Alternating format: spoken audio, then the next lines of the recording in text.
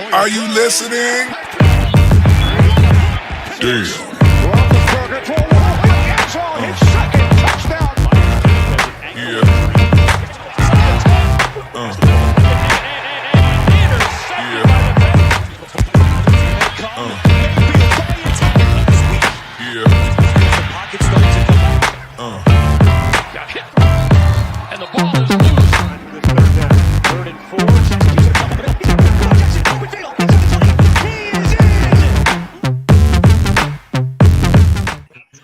All right, welcome to AFC North Talk. I am Tony Serino. This is the best roundtable show about the AFC North.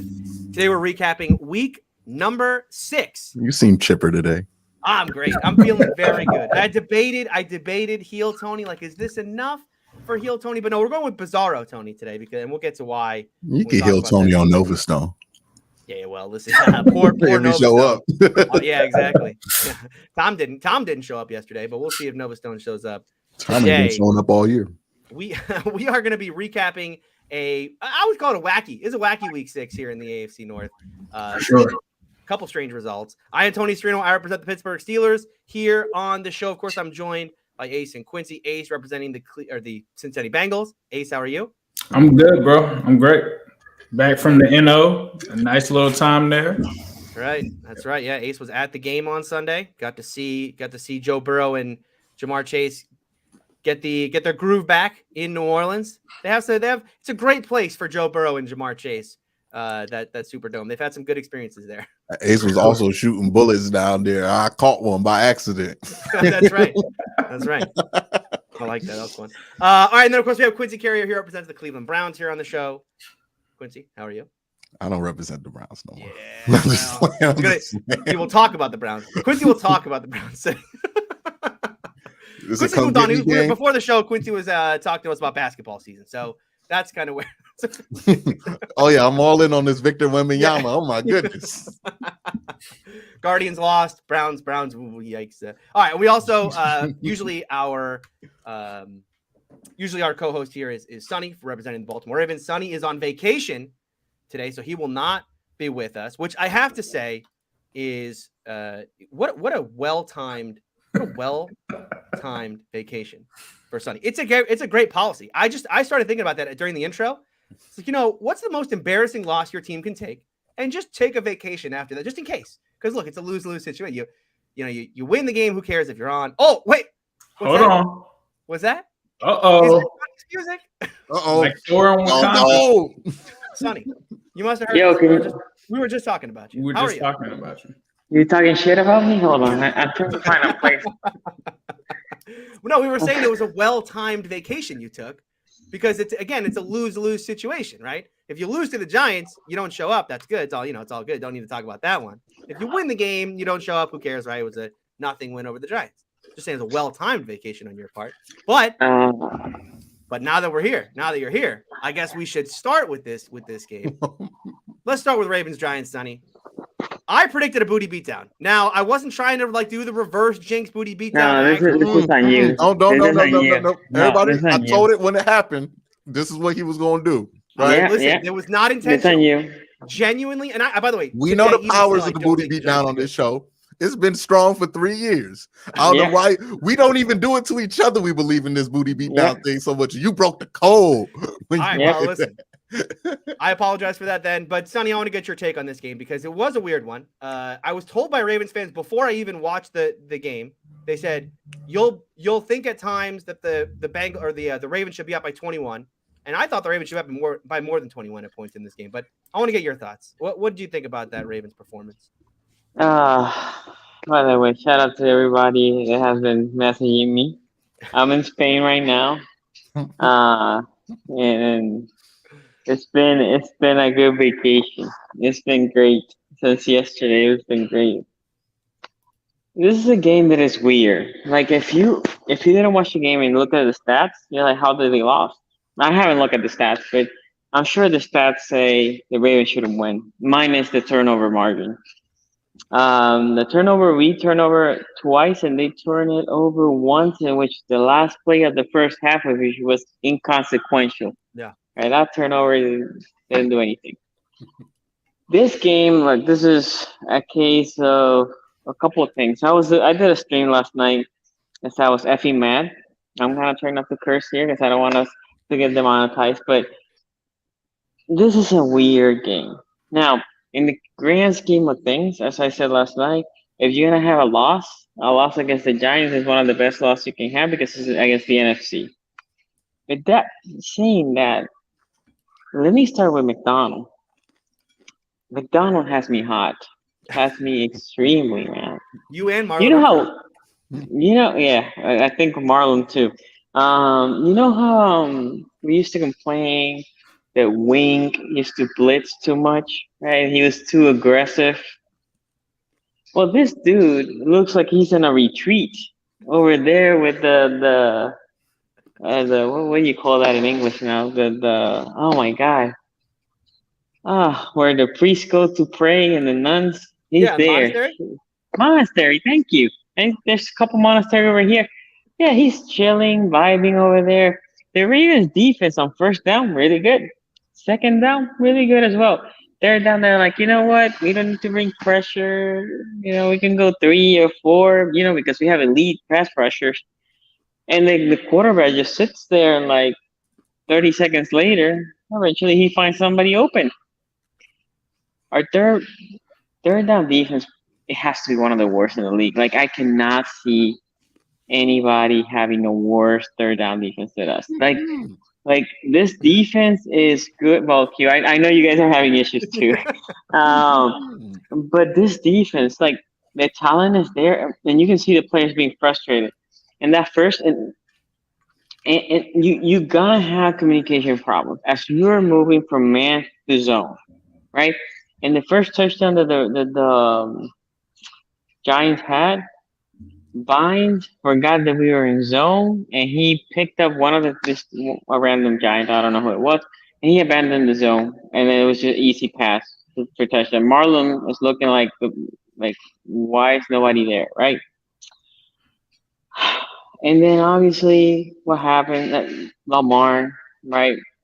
He tried to play hero ball. And he should have taken the sack. Or just thrown it away. Or I mean, he could have just thrown it away because he did. Throw it away. Okay. Yeah, but he's being chased, so he's going backwards. Throwing it away is also kind of dangerous, right? Because you can only push it so far, right? And you can get hit. I'm okay. Take the sack. Fuck it. Take the sack. Oh man. Take the sack and just say, you know what? Live another down. We're gonna punt it because our defense essentially, they lost again at the end. Giants didn't, those last 2 possessions, they wasn't like they went down that much, right? And then in the next play, again,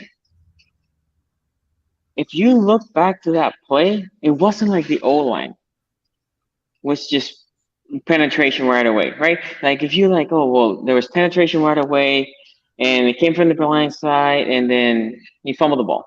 No, it was from the right side. Thibodeau made a good play.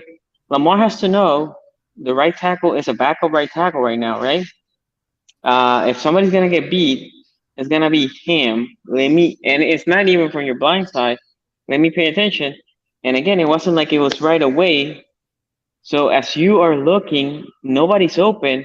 It's crunch time. You can run the ball. You have 3 timeouts. It wasn't like, oh my God, it's 50 seconds left, no timeout. Either I make a big play here or I lost the game. Right? You can even take a sack and you'll be fine. So obviously he's pressing. This game it was one of those where you're like, damn, we're dominating this team, the Giants, but we are not pulling ahead. Like we were moving the ball so well until we got to like the 45-yard line, and then the offense stopped. And then we started then going deeper to like the 30 and 20, and it stopped again. Oh, a guy that had a very bad game. The stats will naturally he had a bad game. Mark Andrews. I don't even know what his stat line is, guys. Was he playing football or volleyball in that one play? It looked like he was trying to set the touchdown? Yeah, or the drop.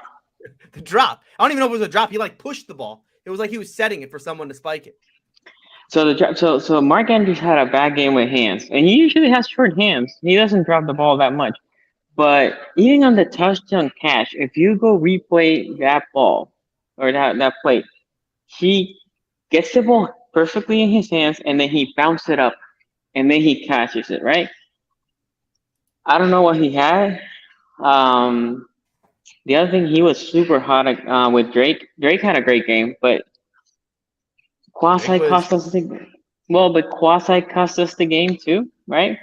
Because in the illegal formation, you can see Mark Andrews. That's like I haven't seen Mark Andrews like this mad, screaming at Drake, like what is happening here? Because Lamar sneaks it for the first down, right? And after that, that's when we were up 10. We could have keep burning the clock because they could have stopped the run. Drake gets called for illegal formation, whatever it was. That pushes us 5 yards. We cannot convert in the third down. They get the ball, they score touchdown, next play, interception, next play, fumble. So Mark Andrews was super hot, but penalties, man. The penalties for this Ravens team is the other problem. How many false starts we had? Like the false starts were up the chart, undisciplined. And I'm gonna say this. I don't know. Have I ever called in this show to fire a coach? I don't think I have. Have you ever got on the Greg Roman thing? I don't know. I mean, certainly you're a lot of fans that are in here, but I'm not sure if you've actually been on it. No, with me with Giro has always been a loving hate. Like I always say, Giro sometimes calls a vanilla game, but I also feel like fans sometimes give him a lot of crap. 2 years ago in 2019, it's like Giro's the best thing in the world, and 2020 is like, Giro is a problem. I don't think he is the problem as the fan base. I would say McDonald is way, by far, by eons more of a problem than Giro is. But wait, are you calling for McDonald to get fired? Oh, if you fire McDonald tomorrow, I'll help him pack his luggage and take him back, but to Michigan. I'll drive him to Michigan. Harbaugh, I'll drive him to Michigan. I will fly from Spain to England to Maryland, and then I'll drive him to Michigan. But I'm pissed off with Harbaugh too, because this is false on him. He is the coach. Yeah. He needs to say, McDonald, WTF? Why are we so bad on third down? Why are you not bringing pressure? Why our defense? How can you be so good on first and second down, and third down you just crumble? Yeah. And it's not on third and short. Doesn't matter. Like in 3rd and 1, 3rd and 2, you can figure it's an NFL team. They can probably pick up a 3rd and 1, 3rd and 2. But on 3rd and 8, 3rd and 7, 3rd and 10, and they still convert, WTF? Yeah. Right. And for the fans that are like, well, Lamar doesn't have the receivers, right? Because of since Bateman has been injured, the explosive plays have gone down, and blah blah blah. I don't disagree. I will say as well, and this I have said here in the AFC North talk before, EDC is not that good. I still believe that Eric DeCosta. But what? Eric DeCosta was right. Eric DeCosta was right. He won. He is currently, if it's a race between him and Lamar Jackson, he is winning. Well, no, that is a dot, right? That is a dot, because we will see who wins that race. And look, I do believe was it Clark that tweeted? I retweeted his tweet that Lamar, you can't ask for 230 mil, or you cannot expect. I don't even know how he phrased it. 230 mil guarantee and perform like that, right? And I agree to some extent, right? When you are asking to be the highest paid, fully guaranteed quarterback, you have to basically be flawless, right? And if you went into the season asking for that money, betting on yourself, there's going to be a bar that's going to get set. In that play where he threw the interception, that is a rookie mistake. A first-year quarterback mistake. Maybe a second-year quarterback, not a 5-year bet. Like, if you go take the sack, nobody's here being like, "Oh, Lamar did." No, what do you want to do? But it's a fumble too, right? It's the combination of the both of them back, the interception. And the fumble on it. But the interception was even more egregious, right? Yeah. Like the interception was a stupid on different levels. The fumble is something that he has corrected from his rookie year, and then he got careless with the ball. Sonny. Yes, Q. What about the illegal procedure penalty that led to that 3rd and 6? Well, that's what I'm saying. Yes. I started talking about that because, as I said, McDonald is a problem, and I also said Harbaugh. That, as much as it's on Drake, right? Because Drake obviously was flying incorrectly. WTF Harbaugh.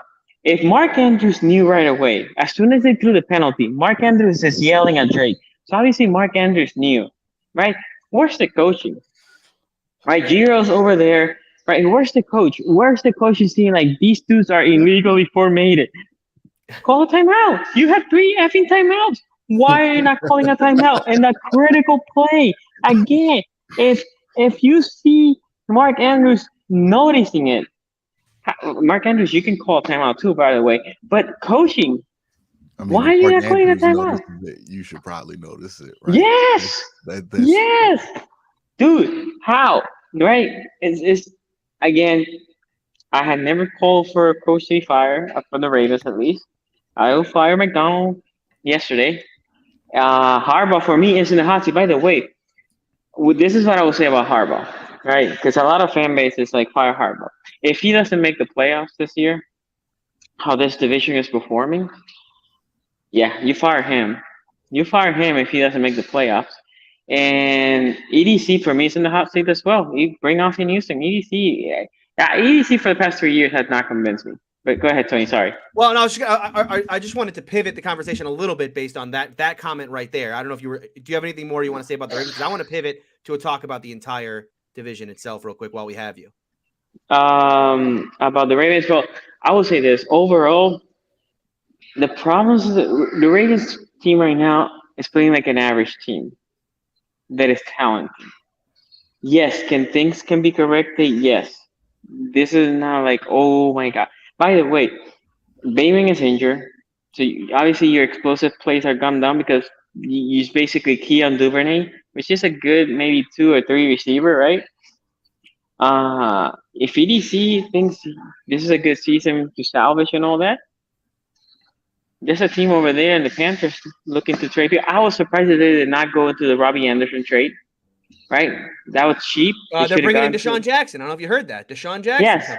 Yes. Deshaun Jackson that got pulled out for the Social Security line to be here, right? And he's not even a receiver that I'm like super excited, like Anquan Bolding or Steve Smith. Or Steve Smith was older receiver, but he was an amazing receiver, one of my favorites. Go get DJ Moore. The thing with getting Deshaun must mean that Bateman's not back for a little bit, right? But that's the thing, right? So Bateman's not back for a little bit. And what is Deshaun Jackson? Deshaun Jackson at this age might be good for 2 snaps a game. Yeah. You think that's going to solve the problem? The top off guy? He was last year for 2 snaps per game. I think to add to Sonny's point is like Marquise Brown goes out and the Arizona Cardinals make a move for like Robbie Anderson, who's actually in the NFL. Your number 1 receiver goes out in Baltimore and they go, let's give Deshaun Jackson a try. Is he doing anything? You know what I mean? Like that's gotta be the frustration if you're a Raven fan, is like every solution to a problem you guys have at wide receiver is like you take not just the least exciting, but like one with the least upside possible. Yeah. And look at adding to Q. Not only the Cardinals say like, oh, well, Hollywood Brown's not coming. They have Hopkins coming, right? He's activated. So you can see, well, Marquise is not coming. Hopkins is coming. No, they're like, you know what? We still need a deep stretch guy. Here. What about Andy Isabella? Yeah, and Andy will come. Andy will play. I told you. He's my salvation. Hey, somebody tweeted at me this because that's my hometown, right? Isabela. I'm from Isabela, Puerto Rico. Yeah. I'm like, yeah, I'll buy a jersey if he's good. What is Andy Isabella? Andy Isabella has not anything. I love him coming out of the draft. Not as a 2nd round pick. I thought maybe it's a sneaky 4th. But nah. Okay, what about? And this is a name familiar to AFC North football. Maybe not within the Ravens realm because again we go back to the whole like, do they want to play their thing? But like OBJ is going to be healthy soon. Come on, man. Come on, man. That ain't happening. No. I know that, but like, but no, this goes back OBJ will be the same type of problem. You don't know what you're getting with OBJ. It's a patch. He's coming out of ACL, right? You don't know what you're getting. To be honest, before all that, just try Tony Mims. was serious when he mentioned that. No way. No way he was Why? serious. No. Anyway. hold on. way. Hold on. No, stop. I mean, but in their situation, they should. Thank you. They should, but like we Will it know happen, what the though? answer gonna be to that. Yeah, but it won't phone happen. call. Right? I understand that On Deshaun Jackson's going both to come in and sides they won't even of call that. OBJ, or OBJ won't answer the call. Either one or the Yeah, other. the mutual disinterest. Yeah, exactly. Okay. See, I agree with that. This is what I was worried for with the Ravens because when you went into the draft, you got rid of Hollywood Brown, right? And you're dependent on Bateman. One of the things that I said about Bateman is you got to watch him from a health standpoint because Bateman was supposed to be the guy last year. He gets that injury, and I'm like, if he has an injury, who's the other option that they have? And I mean, for him to EDC to go into a draft, not take a receiver at all. And then to get put into this position and still like say that Deshaun Jackson is the answer, that's just wild, bro. Yeah. Yeah. But my biggest problem right now is you see you don't have any stretch plays, right? And then to be fair, the offense is moving the ball. They just get stuck as they're approaching. And second, yesterday we were running that effing ball, and again, I haven't been able to watch the tape back. When we go to the red zone, we run in like 8 yards per clip, and we throw it 3 times. Why? I don't know. And I said this. I think Lamar and Giro have a complex that even when they're running the ball well, they're like, nah, we have to prove that you can throw it well too. No, you if the defense is giving you the run, you have to take the run. See, I personally, but this is me, I understand that he's trying to get a contract. I can care less if Lamar throws for a yard or for 500, right? Because as a fan, for me, it's just background noise when people say, yeah, Lamar's trash, blah, blah, blah.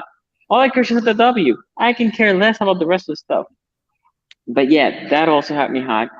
Anyway, not to deviate this, Tony, you were bringing something about the division.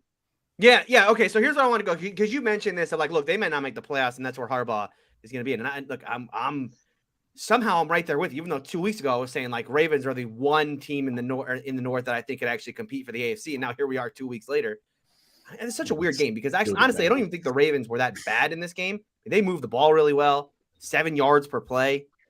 I mean, the Giants had like 4 yards, but I mean, if there was a post-game win expectancy in the NFL, I know we don't have that stat in the NFL, but if there was, I mean, this would probably be like an 85% win expectancy for the Ravens. But now here we are. Okay, so the Ravens are 3-3. They don't look good. They have a bunch of problems at wide receiver. How many teams make the playoffs from the AFC North right now? If you're handicapping it right now, how many teams in the AFC North make the playoffs? See, the problem is right now, think about this. Let's go about the other divisions first, right? On the South, do you believe on the Titans?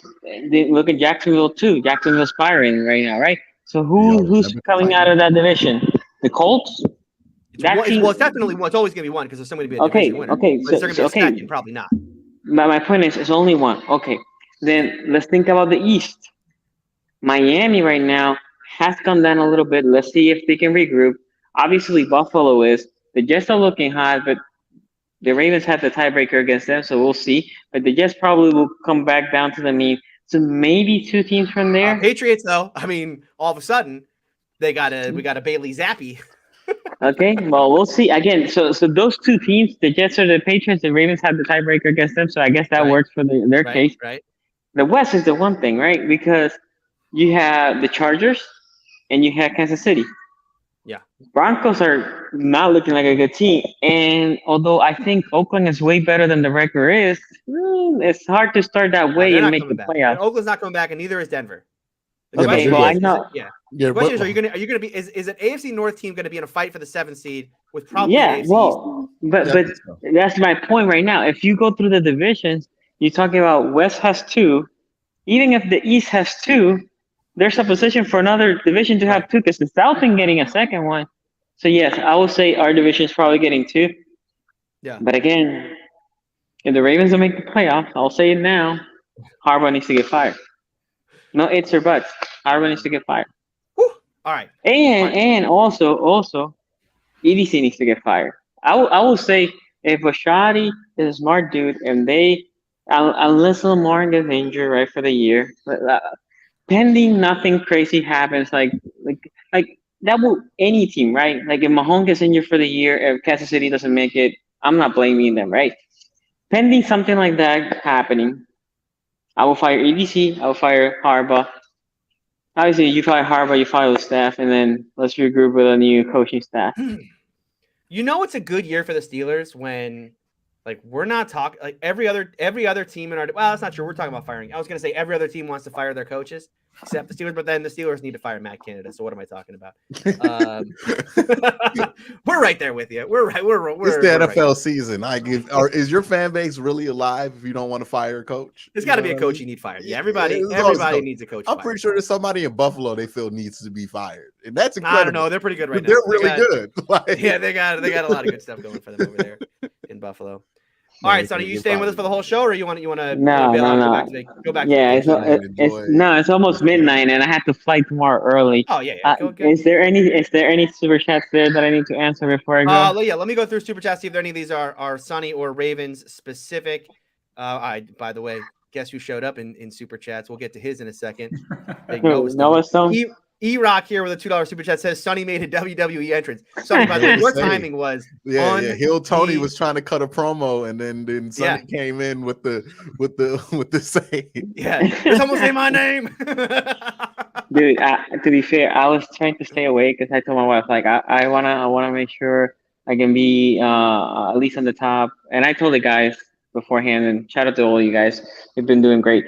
I said like I'm gonna try to stay up. I know we have a flight tomorrow. So we were watching TV, and then like, oh, it's time for the show. And then I went to the lobby. It's like the lobby's super noisy, so I went to the basement at a hotel, and here I am. Minecraft Master says Sonny is in Spain without the S. I like that. That's a good one. Feeling good. Who they? Joe Power, $2 super chat says, told you Ravens fans, LJ can't throw. So that's not the case, right? Lamar was throwing fairly well throughout the game. He made a stupid Mark Andrews in that game. Mark Andrews had a bad game. Go watch every play towards Mark Andrews, right? He made 2 big drops, and then even the touchdown catch, it wasn't clean. It wasn't clean. He happened in the second try to catch it, but it wasn't clean. Yeah, not great. Now, although not a good Lamar game either. I mean, I would say that this was, we're on back-to-back like Lamar C games. Yeah. Although this might have been, this was probably worse. This is a D+ game. Yeah, I was gonna say this was closer to like this. I think they're back-to-back D+ in my opinion. But like, no, the one D+. He's had some D+ quarters though for sure. This Eclectic Tyrone one is. All right, we're gonna put it up. This is one I'm probably gonna regret putting up. Eclectic Tyrone with a $10 super chat says Ravens love the hot girl from high after she's been run through for 10 years and gained 50 pounds. Oh, good Lord, Tyrone. Yikes. I would say this again. Is that in relation to Deshaun Jackson? Is that what they're saying? Yeah. So I would say this again. The Ravens, if they think they have the team, right? And right now they're playing and Bateman, I think Bateman, when he's on the field, he has proven that he can be a great receiver. I like Bateman a lot, right? And Duvernay has proven that he can be a good receiver as well. Go get that third guy. And with Mark Anderson, now you have a complete offense. Bateman's injured. Duvernay was a little disappointing in this one, didn't you think? Duvernay was a little bit. Yeah, he was disappointed in this game. Yeah, he was disappointed. But my point is, if you bring Duve though, like that's the problem. Like Duve should be like a nice little like accent to the offense. Like and that's what I was gonna say. One of the main wheels turning this thing. That's the problem. I agree. If you bring Duvernay to be your third guy and Bateman, let's say if you can get DJ Moore, and you can have Moore and Bateman be your 1 and 2. I think DJ Moore's a good 2, and Bateman probably is a good 2. But those 2, plus Mark Andrews being your de facto number 1, and Duvernay being the icing on the cake, I think you have a squad on offense. Real Deal says Lamar on that Cam Newton path, and I love it. Wow. That doesn't mean he gets to a Super Bowl. So you got that going for you. Obviously, if he gets to the Super Bowl, he wins it all. This is not me saying Lamar should not get paid, by the way. I'm all for it's like 2 different conversations, right? I'm always for the players trying to squeeze the last penny they can get for themselves. Mm-hmm. Right? That's my As a I feel like a fan. however's coming. I feel like a however's coming. No. With all players, you get your money, get as much. I would say the same thing for Joe Burrow, Jamar Chase, Bateman, Andrews, all of them. Get as much money as you can get. On the other side, right, as a business for the Ravens, you always gonna try to save, and same for the Bengals and all these other teams, as much money as you can, because the least money that Lamar can get is money you can use for other players, right? The Ravens are not a team that doesn't look to spend their money. They're always all the way into the cap. So yes, there's two conversations to be had. Yes, Lamar, you go try to get as much money as you can. As a Raven organization, you're gonna try to save as much money as you can. That's fair for both sides. This is why I keep saying for the Ravens, you might gamble and put him the transition tag and say, let's see who can, if somebody's willing to give him the full guarantee for 5 years. And then if somebody is, then you as a GM or owner can say, okay, I want to pay that. Sure, Lamar, here, stay. Right? If the Ravens miss the playoffs, this Lamar contract thing is going to get to all-time levels of weird. It is going to be a very, because like you said, Sonny, is it not already? We just no, it's going to go to like it. levels of weird that we can't even comprehend right now. It's It's going to get bad right now. It's going to get ugly right now. But if he doesn't even make, if they don't make the playoffs, like what do you? If they don't, okay, let's talk about this. Where they finish? And again, I don't want to derail the show too much, but if they don't make the playoffs, and Lamar has a mid-season, right? Well, if Lamar has a mid-season and they don't make the playoffs, if you're the Ravens, you almost have to put the transition tag. And what is the team that's gonna play 250 for 5 years, fully guaranteed, right? I don't know. There might be a team. There will be, a team, but you'll get compensated for it. The question I have is like, if this happens, right? And this is a big if. The Ravens are usually a playoff contending team, but last year they did finish in last place. But if this happens, like, is this a fork in the road where you have to decide, are you going to roll with, because it used to be, hey, we're going to roll with Harbaugh, Lamar, and that whole crew. But now if you get to the points where you don't make the playoffs, it feels like you're going to be at a point where it's like, hey, either we're going to get Lamar, sign him, re-sign him, and then get coaches that he wants and get an offensive system that he wants to run in here and just like completely go in on him to see if that can, if this offense has handcuffed him to the point where he's not able to play at the level that you expect or progress to the level that you want. I just don't see it where it's like we're going to come back and do this same thing again for the next 5 years, right? Like either way, this way ends. Like either he's gone in free agency or he comes back and everybody's new. But if this is not successful this year, how can you run this back for another half decade? That's a question. Yeah, I don't disagree. The only thing that concerns me is Steve Bouchard, which I think he's a good owner. He is very, very, very friendly with both Harbaugh and EDC. But yeah, I think, to be honest, I think if they don't make the playoffs, I'll say it again. I think it goes back to coaching and EDC too. You fire those two and you say Austin Houston, you know what? Because he's still right. You want to be a GM again here. Hire whoever you think will be the coach and let's keep it rolling. There will be some sort of continuity, but yeah. It is frustrating as well. Now you beat next week if you win against the Browns next week, obviously your demeanor changes a little bit because now you're 2-0 in your division. This is the ultimate get right game for both teams because both teams winning cures a lot. Yeah, but the thing that's weird about next week is like either team that wins gonna come out that game feeling completely different than they came into it. But I agree. Nobody feeling good going into that game. Well, the Ravens after the Browns they play a Thursday night, right? So if you on the road, so you lose to the Browns, Thursday night on the road are usually not good for the road team. So saying that, obviously, I feel like the Ravens, if they want to keep playoff pace, they almost need to win this game. Yeah. Yep. All right, Sonny, we'll let you go. Get some sleep. Enjoy your flight home. And see you Wednesday, guys. Yep. See you later. All right. So here's what we got to do. I know we got people in chat saying, hey, you missed my super chat. You missed my super chat. No, we didn't. We're getting your super chats. Don't worry. We got them all here queued up. We're also going to get Aces and Q's thoughts on this game as a whole. But before we do that, I want to tell you about our friends over at Manscaped.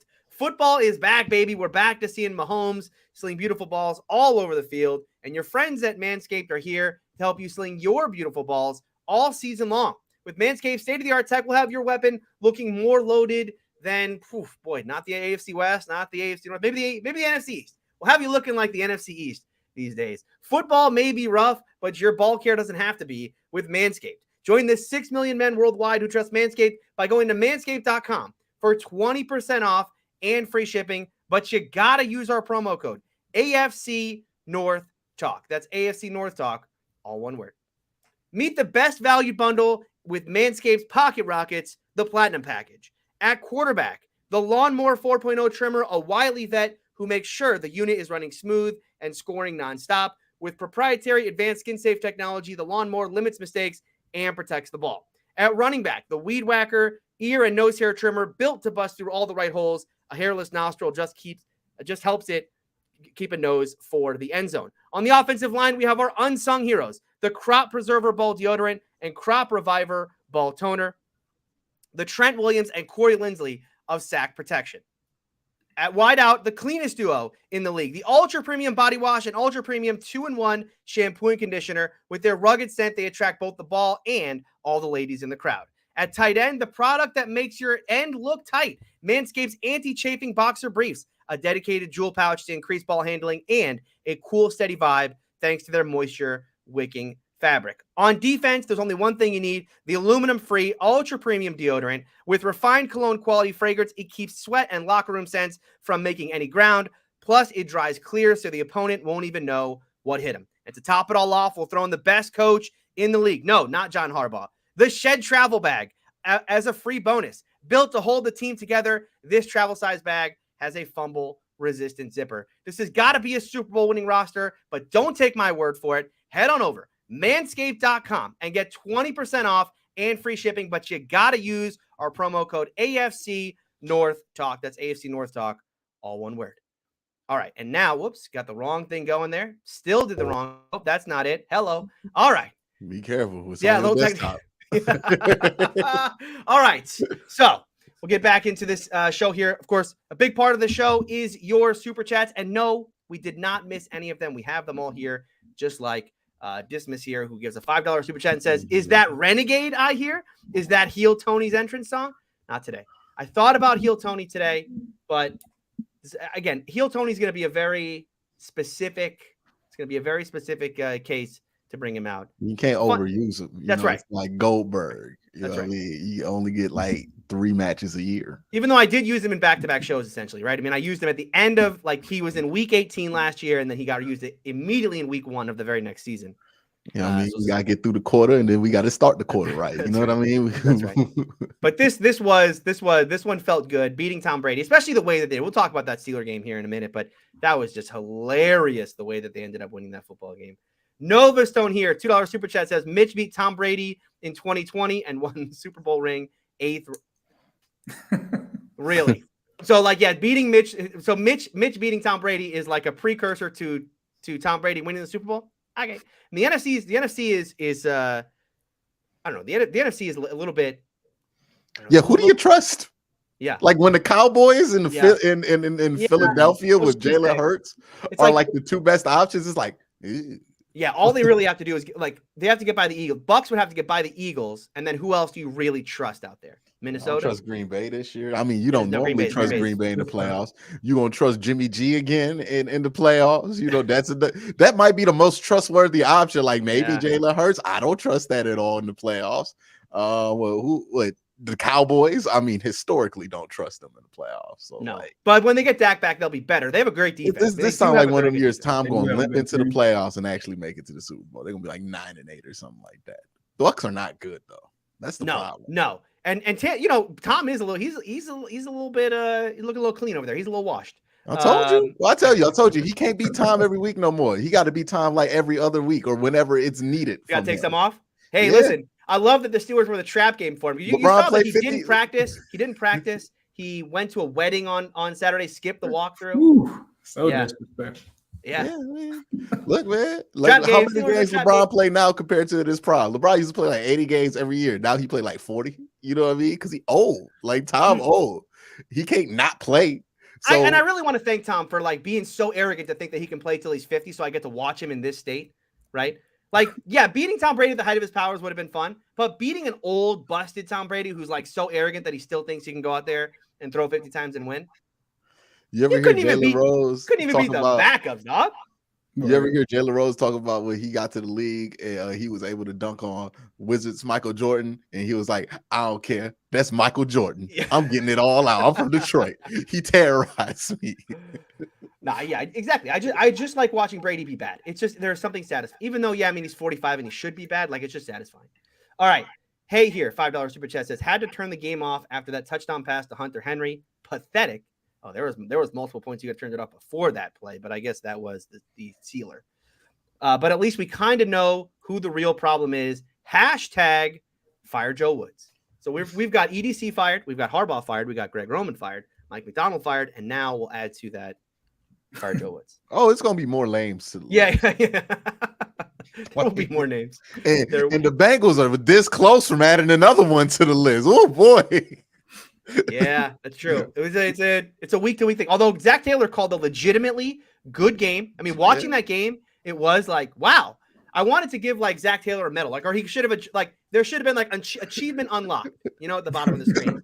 Hey, you know what I mean? Like I like Zach Ace's Taylor learned confidence on tendency breakers. Ace was hilarious on Twitter because he was like, "Man, I know because I don't watch that man play quarterback for me 9 years. Exactly what was about to go down when that thing was 2 minutes left with 3 points. Like he knew exactly he had the confidence in his heart." I was like, yeah, that's how I felt when we played Baker Mayfield. Like I knew that wasn't gonna go his way. All right, let's see what we got here. Was the Bengals game the one to show they can now beat two high safeties? They reached 30. Leslie, they didn't play a lot of too high. According to PFF's charting, I was shocked by this, and I want to dig more into this, but so I'll have to watch the L22. But PFF claimed that they only ran too high for like 5% of the plays, which I don't know. It seemed like they ran it more at the game. Did it? Okay, yeah, I want to watch because when I saw that from PFF, I'm like, yo, how is that possible? Are they a cover 3 team now? I thought they were a primary match quarters team. So, but according to PFF, yeah, they played more cover 3 in this one. Which is weird because they didn't even have Marshawn Lattimore, so they left Paulson Adebo and the other corner there. Oh, Bradley they didn't go big nickel or nothing like that. I don't know. I thought even they were like a cover, like what is it, cover 9 when it's man cover 2, whatever they call that. Yeah, that's like a weird one. They got too many covers. Yeah, I saw the safeties back there a lot during the game, but yeah, I'm not sure. All right, looks like my StreamYard just decided to eat all the super chats, but don't worry, we can get them another way. So let me switch over. And I will figure out these super chats. While we do that, though, let's get Ace. Let's get your thoughts on this Ravens loss to the New York Giants. Yeah, this was a game that I said going in was going to be closer than people thought, right? Because the Giants are a good team as far as their defense, as far as their head coach. I'm not a believer in Danny Dimes, right? But I am a believer in that coach, what they can do. And I think in this game, for me, I'll just say this. Lamar Jackson, I think Tony hit it right on the head. And I think Quincy kind of alluded to it last week. This is the third game in a row that he has just not came to play.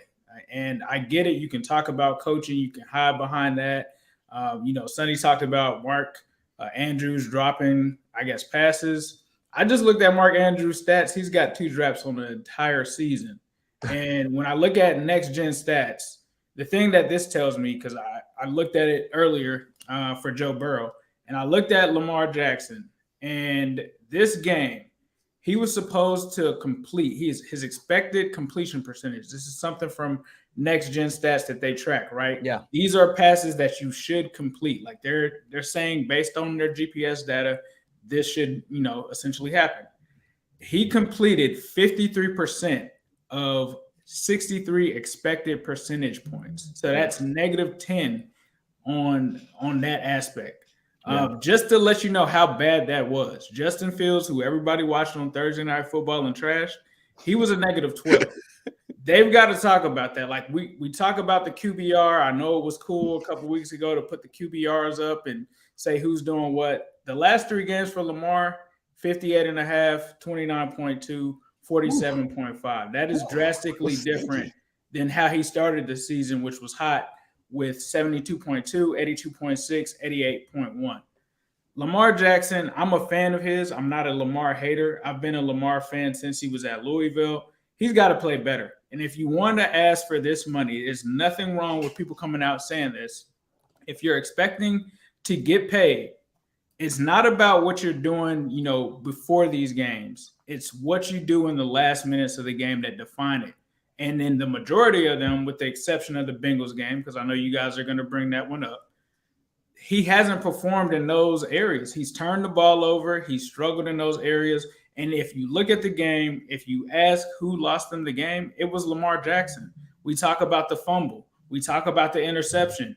This was a game that they should have had in the bag. I think the defense came to play for Baltimore. I don't think the defense was really an issue. I think for the most part, they held the Giants in check for the most part. After looking, and that's 2 straight performances that the defense has showed up, right? And I get it. He is missing his player in Rashad Bateman, right? But to me, Rashad Bateman isn't even close to Mark Andrews, right? He's got his players there. And this was just a game that they should have won. And if you're going to tell me that, the issue is really just the coaching, I can't get behind it on some of these last couple of games. I mean, even if you go back to the Bengals game, did Lamar Jackson really outplay Joe Burrow in that game? I don't really think so. And it's not a Joe Burrow versus Lamar thing. It's just when I hold my elite quarterbacks, I hold them to a standard. And I feel like Lamar's there, but these situations, I don't know if it's the overthinking. I don't know if it's the contract situation that probably plays a huge part in it. But it's definitely showing that he's just not making those plays in those moments. Another thing that you guys kind of spoke up and kind of cursed or jinxed him on was Justin Tucker. This is the first time I've seen Justin Tucker miss a field goal, I feel like ever since I started AFC North talk. There wasn't that much talk about that. But Lamar's got to get it together, man. I mean, this is the situation that the Ravens have put him in. I actually put Devin Duvernay on my fantasy team. I started him. I thought that, he's at least going to get me 7 points, at least 10 or something like that. He was just not a factor in this game whatsoever. They've got to figure it out. They've got to figure out what they can do when things break down. I thought the running game did really good in this game. Drake was really explosive, I think, for them in this game. I was kind of shocked to see J.K. Dobbins kind of get taken out of this game, but I guess they stuck with the hot hand there. So no, he's hurt. He's hurt. He got hurt in that game. His knee tightened up. Okay, so his knee tightened up. Yeah. Okay, because I have Dobbins on my fantasy team. I'm like, what's going on? Same knee? Same knee. So it was the knee. Oh, goodness. That's not good. But, Baltimore, they were in position to win that game. I don't feel like they should have lost that game whatsoever. Those 2 turnovers were key at the end. You got to give a big shout out to Kayvon Thibodeau for forcing that fumble there at the end. He played what they expected him to kind of be. A lot of people took shots at that kid before he went into the draft. You got to remember this guy was supposed to be the number 1 overall pick at one point.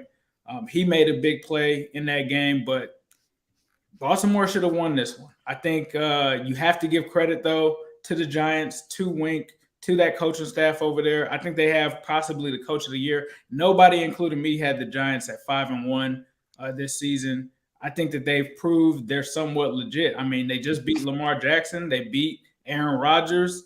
I don't know how much I can really doubt them, man. I mean, I don't believe in Daniel Jones, but I think everything else on that team, I believe. And I think also Dabo, the creativity from some of those offensive plays that he was running, it just was crazy. And I mean, they don't have anybody over there. It's Saquon Barkley and who else? They don't have Kenny Galladay. He's not playing. They did get something out of the rookie this game with what's his name? Wan'Dale Robinson. Yep. Wan'Dale Robinson looked good in this game.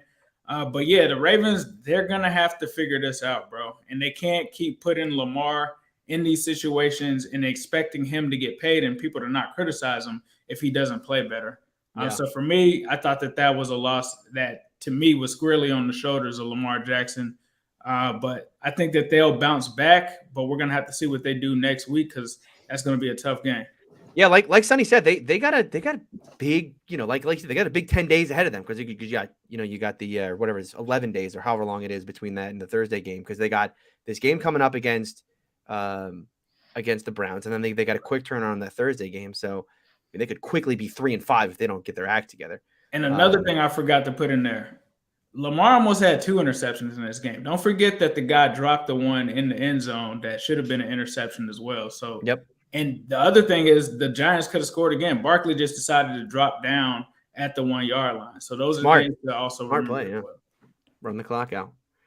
All right, so StreamYard decided to put all your super chats back on the screen so I can actually show them here. Like Jupiter Reigns, $2 super chat where he says Tom Brady reincarnation Zappy took some of his power. I love that Bailey Zappi is actually playing well because his Western Kentucky tape is some of the funnest college tape last year. Just a spread them out offense, right? And he's just Bailey Zappi has about every limitation you could possibly have as a quarterback, right? He's small, he doesn't have a big arm, right? Would I say he's the most accurate quarterback? No. He's like 90% legs too. I was like, he got the smallest torso I have ever seen. But he's just super he in that Western Kentucky offense, he just knew exactly where he was going to go. Like, we're going to spread you out, and I know exactly where I'm going with the ball every time. I'm just a point guard. I'm just distributing. Impressive too, because he was an FCS transfer, right? I believe he was. He? It's not like one of those situations where he was in the offense for like 8 years and then like finally got his chance. Yeah, he transferred and learned that. He got the makings of a one of them Ryan, what you call it, Ryan Fitzpatrick's. Yeah, that could just go to any team and just like have a good game. He's like a Chase Daniel. Yeah, he's like Chase Daniel reincarnate. Yeah. He's gonna just be around forever. He probably won't start a lot, but he'll just be the career backup. Belichick be producing them dudes, right? Like he just be pulling those dudes out of nowhere. He got like 3 in the league right now, about to have another 2. Who's our guy out of Washington, Tony? He's like that guy. Heineke. Taylor Heineke, who, by the way, Heineke hype train getting started again. Oh yeah, he's gonna get the start. Carson Wentz out 4 to 6 weeks. Get ready. Luke here says, watching a washed Tom Brady really warmed my heart. You and me both, Luke. You and me both. What a fun day that was of watching. And you know what's great about it is that he was washed, but he probably should have won that game. But then something happened at the end of that game, though, that it was just I mean, I can't believe, I still cannot, but it's Bizarro World. It's Bizarro World in Pittsburgh. Nova Stone, $2 super chat says, Tom Brady needs to force his way to the 49ers. Get a real head coach. He forced Arians out. I mean, again, Arians were tired because of how much they hate each other. So, he's Mr. Force. He's Mr. Force his way to a head coach anyway. Dog, the idea that Tom Brady is gonna go from the Belichick system that he's been running his whole life and be like, all right, I'm doing the zone option. I'm gonna listen to you, Kyle Shanahan. Who are they the same age? Shanahan and Brady might be older than Shanahan. I feel like Brady's older, right? I mean, is Shanahan 45? He probably is. He's probably like 40. He's young. No, he's 42. He's 42. So he's actually younger. Yeah, he's much younger, dog. Like they barely went to high school together. Like, but remember, I mean, this is Brady's last year, right? So this is it. I mean, Brady's going to broadcasting after this. Remember, he signed that gigantic deal with Fox. So this is a done deal situation. It ain't like you gonna have anything else to do. Zach with a $20 super chat. Oh, appreciate that. $20. Wow, that is huge. Q, who should we bring in as DC? If should that say when? Should that just say when? Should that say if or when? When we fire Joe Woods? I mean, like, we're not bringing anybody in. Like, when you fire your DC, it usually means you're promoting somebody. Hear me out though. Greg Williams. So he knows the guy, he knows the players, right? I mean, he's just stop it, Tony. I'm not in the mood. I am not in the mood for this troll. OBJ with the Ravens. We got Greg Williams coming in. Come on. Because people are seriously like, I'm not even gonna get into it. But yeah, it's probably gonna be. I think what the linebacker coach has 2 years of defensive coordinator experience. So it's going to be a co-defensive coordinator situation because you don't really have that much experience on the defensive staff. But at this point, the defense don't want to work hard. So somebody got to go. That's just the problem. At that point, if the weeks before where there were issues, those are fixable. But when you get to the point to where you can tell that they don't believe in the vision anymore, to the point that they just ain't running hard, then man, somebody got to go at that point. What's the point of keeping somebody there? It's crazy that they haven't already let him go because yesterday's performance was a shocker. The only reason I feel like he didn't get let go was because Tennessee knocked off Alabama. Like that's because Jimmy Haslam owns is a big Tennessee. Love it. Like, I swear to God, this is how He's stuff feeling works here in charitable. Cleveland, man. Let him stay another week. Yeah, no, he was just in a good mood. He was in a good mood. He couldn't. You can't tell him nothing. They just beat Alabama. He didn't even. I bet he didn't even watch that game, bro. He didn't even watch that. That game got to like down 18 in the third. He turned that stuff off. It was like, you know what? I'm gonna get planned up for this whatever game they got next, man. Like that's the only thing that saved everybody's job this week. I have figured out the Browns defense. Watching them yesterday, I did figure it out. They basically have it's the wrong week to use this because this player he had his best game for sure, but they have 11 Devin Bushes out there, right? Because what does Devin Bush do? He wavers between being wildly out of position and just not knowing what the hell he's doing, or he's in the right place, but he has no ability to make a play. I mean, he's just like allergic to playmaking. And that's pretty much every Browns defender on a play-to-play basis. They are either number one, wildly just have no idea what the hell they're supposed to do. Massive miscommunication breakdown. Or even when they are in position, it's like, oh, and I'm allergic to playmaking. They suck. Yeah, I mean, that's another way to put it. Sure, yeah. I mean, that's a more succinct way. They got the we suck defense. You know, I call it the welcome to Walmart. That's what it is. Open 24/7, low prices. Go ahead and get what you want. It's a Black Friday special last week. Who knows what's going to happen when Lamar Jackson comes to town? They suck. They got too much talent, though, to be this bad. I mean, it's impossible. It's inexcusable. It really is. Yeah. And like the players individually, you know they're good. I've seen them be good, but they suck right now. Yeah, right now. They are the anti-Cincinnati Bengals. The Bengals don't have like star players on defense like the Browns do. They good, though. They real good. Browns, we got all this star talent. We suck. Yeah. We suck so bad. Anime Tree here says, I don't know anymore with Cleveland. This is alarm time. No doubt. Q, you had a great tweet the other day when you said, this is basically like every year with New England. This is when we find out we suck. The alarm game. Yeah, it's always the alarm game. 2019 when we just lost that game. We're like, oh no. That was the game I had JT O'Sullivan on after that to look at that. And we looked at that one interception of Lawrence Guy, and he was like, yeah, bro, nobody needs to come back on this offensive staff the way that happened. And I was like, oh, we just suck. This is cool. 2020, we didn't play them. We made the playoffs. We good.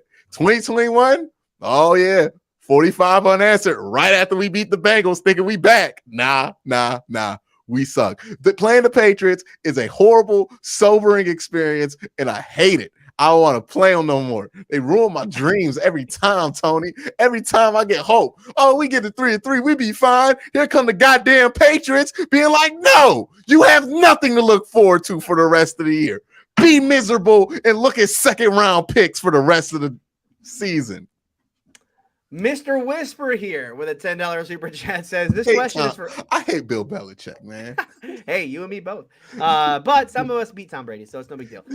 This question is for everyone. We have a big enough sample size now to know each team's weaknesses. If you're a betting man, what two positions do you predict the teams will address in the 2023 offseason? Ace, I'll start with you. Two positions you think the Bengals are addressing in the offseason? I would probably say tight end. Okay. And I would probably also say is offensive play caller a position? Can you address that?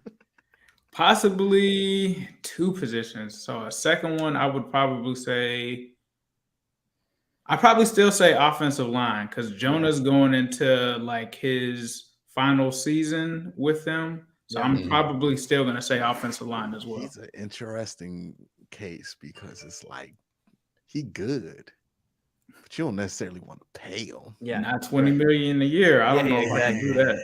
He in that Michael Orr position where it's like, you solid, but I don't know. Q, how about you? Two positions. If only two. We are only two positions. Only two positions to improve in the offseason. D tackle, linebacker, the whole goddamn room. Everybody but Myles Garrett. And like maybe Greg Newsome. And then I like Martin. Martin played well. Those three guys can stay. Denzel Ward, you're expensive. You're probably going to stay. But he sucked this year. Everybody else, man. John got to go. Everybody got to go, bro. Everybody. Those four are safe. Everybody else got to go. Got to go special. Yeah. That's the problem. See, yeah, and that's the thing with, I like Greedy. No, see, they have too much talent there. I mean, look, like Greedy didn't work out, but like we got all the more talent than this. we have, and I hate to go to a cliche like this. We have no fight. Like we have no fight. I agree. Like they all the talent in the world, but unless the game is like impossibly close, no fight. This team's not coming back down from 14 or 17. They have no belief in themselves that they can hurdle an obstacle. Like it's just it's like watching Anthony Bennett out there. It's like, oh man, you're talented, but like, man, one thing goes wrong and you're out of it, dog. Like it's just incredible. Yeah. For the Steelers, I think corner for sure. Although, you know, it's fun to say this week, right? Because I don't know if you guys heard this, but they had James Pierre is going to be allowed to skip practice this week because he's going to be in Canton getting fitted for his gold jacket based on that performance he just had against Tom Brady.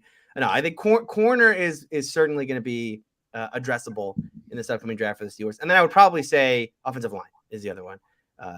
D-line, you could D-line, linebacker, those are like in there, but corner and offensive line, I think, are the two positions for the Steelers. And then Sonny's not here, but I can already tell you right now, without even needing to ask him, that wide receiver is going to be a position that the Ravens are going to want to address. That's why I wanted to talk about with the Ravens real quick, and then we can move on to the next game. Yeah. We talk a lot about regression on this show. We ain't been talking about the regression that's been happening in front of our eyes. It's the Ravens. They have regressed every year since 2019.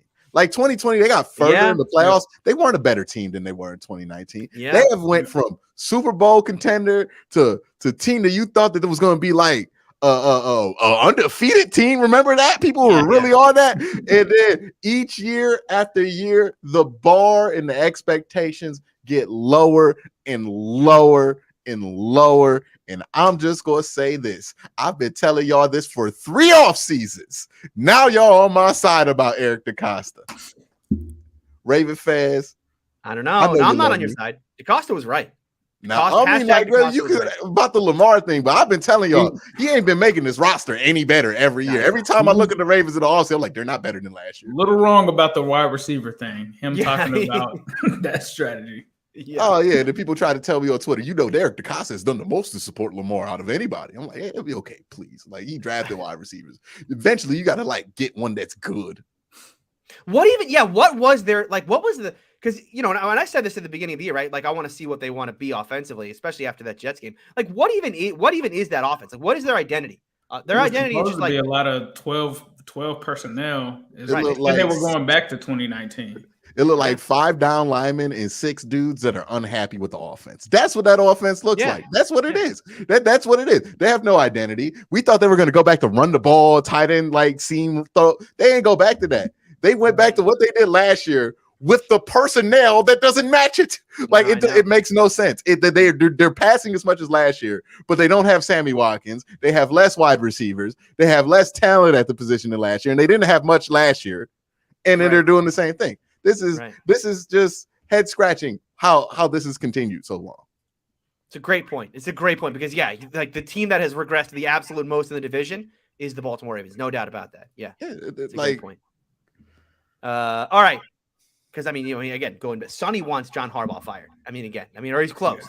Like that is crazy. This team was a lock to win the Super Bowl in 2019. During that run, after they beat the Patriots, no way they're not going to win the Super Bowl. No. And then ever since, they ain't even come close to that. Nova Stone here, $2 super chat says Tom Brady is washed like 2018 and 2020. Washed Tom Brady is great. Yeah, well, it was great. It was a lot of fun. I agree with that. A lot of fun to watch him seeing ghosts all over the field against my Steeler defense with nobody in the second. Is he going to be so bad this year that he refuses to retire? God, I hope so. Oh my God, I mean, a losing season, Tom Brady would just be so. Come to the AFC. I think he's gonna regret not retiring after that 2020 championship. Oh, for the rest of his life. Yeah. He should have just called it. But see, some people go to the casino because they want to gamble, and some people go to the casino because they want to play cards. And when you want to play cards, you get stuck at the goddamn table. Yep. Yeah. He got to know when to walk away. Brett says with a $2 super chat, Tony Wentz is out 4 to 6 weeks. God. Heineke Hive, baby. Of course, Heineke Hive all day. Anime Tree with a $2 super chat says Cleveland kicked me in the Manscaped area. Yeah, that was But I mean, that game, we'll talk about that in a second, but it was. And that was something else, man. Holy cow. All right. Mikey's burner here, $2 super chat. Joe Burrow, RPO, can't stop it. I mean, the fact that is something that they've tried to do to counter the cover 2 look is the RPO. Yep. Yeah. 52. I think I read the stat 52 out of 54 plays. You can just see it by watching. You don't need it. It was like a lot of plays out of shotgun. Almost all. Yep. Almost all plays out of shotgun. Only 2 were like kneeling. The kneel, yeah, it was like a kneel and a QB sneak or something like that. Yeah. It was a very Sean McVay thing. You know, where Sean McVay used to do that thing where everything is out of 11. Every single thing we do is out of 11. So you want to know about our 11 tendencies? We do everything out of 11. Why did it take? I'm not going to be that guy. Nope. Never mind. All right. Mikey's burner also with the $2 super chat says RPO's got them out of too high. Yeah, I'd like to see. That's a fun thing to go back in this game is to see if maybe the Saints started in too high and then they came out of it. We'll see. Yeah, I mean, I think obviously this was a very good game for the Bengals offensively through and through. I mean, yards per play, EPA, any stat you want to look at. Run game been getting together the last 2 days. Yeah, exactly. Bruce here, $2 super chat. This city is my biddy who they. Okay, LOL. Spencer, $2 super chat says Ace is right 1,000%. He's missing his guys. We're talking about Lamar there. Rory here with a $2 Canadian super chat. Demarcus Robinson, wide receiver 1, snaps leader. No, he's not. I saw Robinson out there, and I was like, Wendell Robinson don't play for the Ravens. Like, no, Marcus, dude. Don't forget about Marcus. How dare you? I'm looking this up now. I gotta see. Does he really lead the team in snap count? It makes sense. He's been healthy. Yeah. But Duvernay's been healthy the whole year, though, hasn't he? That is true. Duvernay has. How could Duvernay not be? And then whatever happened to Duvernay Prochet? plays slot though, so he's not. Prochet just disappeared, bro. Now. I think DeMarcus probably gets a lot of those like X receiver snaps when they run the ball out that pistol heavy set. Yeah. When they only have like 2 wide receivers out there. Let's see. He's technically total snaps, wide receiver. Okay. Duvernay is 1. Then Robinson is 2. Robinson is 2, 203. Duvernay is 227. DeMarcus Robinson. I bet there's a 203. big difference between the targets though. Oh, yeah. Target wise, it's Duvernay has, of course, this screen's not going to have it, but I can pull it up. Yeah, Duvernay has, this screen also is not going to have it. All right, forget it. PFS website sucks. That's why I hate I mean, it's again, I don't know why. PFR better for those kind of stats. Trash. Now they're wrong though. Target. Well, I guess their target number wouldn't be different, but all right, let's keep going here. Super chats. Big Kev, $2 super chat says never understood why Wink Martindale got fired. Come I on, tried to tell you about that Wink Martindale revenge game. You know why? You 3 know numbers, why? man. And people put it in the chat all the time. You know why? I tried my best, Raven fans, to reverse the booty beat down with the booty beat down reversal. You know what I mean? But it wasn't enough. It wasn't enough. The little like hug that Dayball and gave Wink after the game. That was cute. Clearly a revenge game for Wink. Josh, $5 super chat says, as soon as it was time for Dalton to run a game-winning drive, I knew we had one. LOL. It's always nice to be on the other side of that. Yeah, right? me and Zim were literally sitting. We were on the visitor side, but there were a lot of Saints fans there, and we were just telling the dude the whole game, like, yeah, once you guys get into like 3rd and long, Andy's gonna throw it away. He's gonna pretty much hide, do whatever it takes to pretty much give us the game. And that's pretty much what you get with Blandy Dalton. Like, he's very safe with the ball, even if it's to the detriment of his own team. You know, I wonder what it must feel like to be a Saints fan and you trying to believe in Andy Dalton, and then a Bengal fan turns to you, somebody who's watched this man for 9 years ago. Hey, you know you done messed up, right? Yeah. We like, well, I mean, like Andy's our for backup. 9 years, Yeah. and it's like extremely exact opposites because you have Andy Dalton who's going to end up with like 150, maybe a touchdown, probably an interception, and then you got Jameis who could be like 3 touchdowns, 4 interceptions. So it's just like, who do you want in that scenario? You were hoping for Andy, right? Not Jameis. Oh, I was hoping for Andy just to get the revenge, but I think honestly, Jameis would have been Jameis probably would have gave us a couple gifts in that game, so I would have been good either way. But I wanted that revenge on Andy. Imagine the quarterback room conversations in there. Where should we have gone with our eyes here? I bet you they never have the same answer to those questions. No, because it's always like, James like, I would have fit it top down. Yeah, exactly. I would have fit it into the window, and then Andy's always like, yeah, no, I check it down here. I check it down. He's like, Dad, look, that's cover 2, and that's a 9 on the cover 2. I got to try to fit it in that window. Like, you know how Jameis is. Like, Andy Doe's like, well, you got to just take the under. Yeah, no, you got to. I would take the flat under, and if there's a tight end, maybe. Yeah. Yes. All right, Big Kev here, $5 super chat says, remember, Joe Woods was terrible in Denver with Von Miller, Aqib Talib, Chris Harris, and Shaq Barrett. That's Should crazy. Never got hired. Yeah. So Joe Woods was the DC pre-Fangio in Denver? I can look that up and get a more accurate answer for you, but he was in Denver and he was the defensive coordinator and he was not good. Because I remember worrying about that while that was going on, but it's just what more can be said? It's year 3, man. And that's a done. There's no ifs, ands, buts about it. But he got to go. 2017, 2018. I don't know when that was, but that was pre-Fangio. They were still pretty before good. Fangio got there. Yep. And they got better without him, huh? Yep. Well, he best defense in the league, huh? Fangio created a defense that just kind of You get like somebody competent like Mike Zimmer to run this defense. Who knows? We might actually be decent with Myles Garrett and Denzel Ward and Jadeveon Clowney. But we got Joe Woods and his assistant. So there you go. Good on that, man. Good on that. Just love it.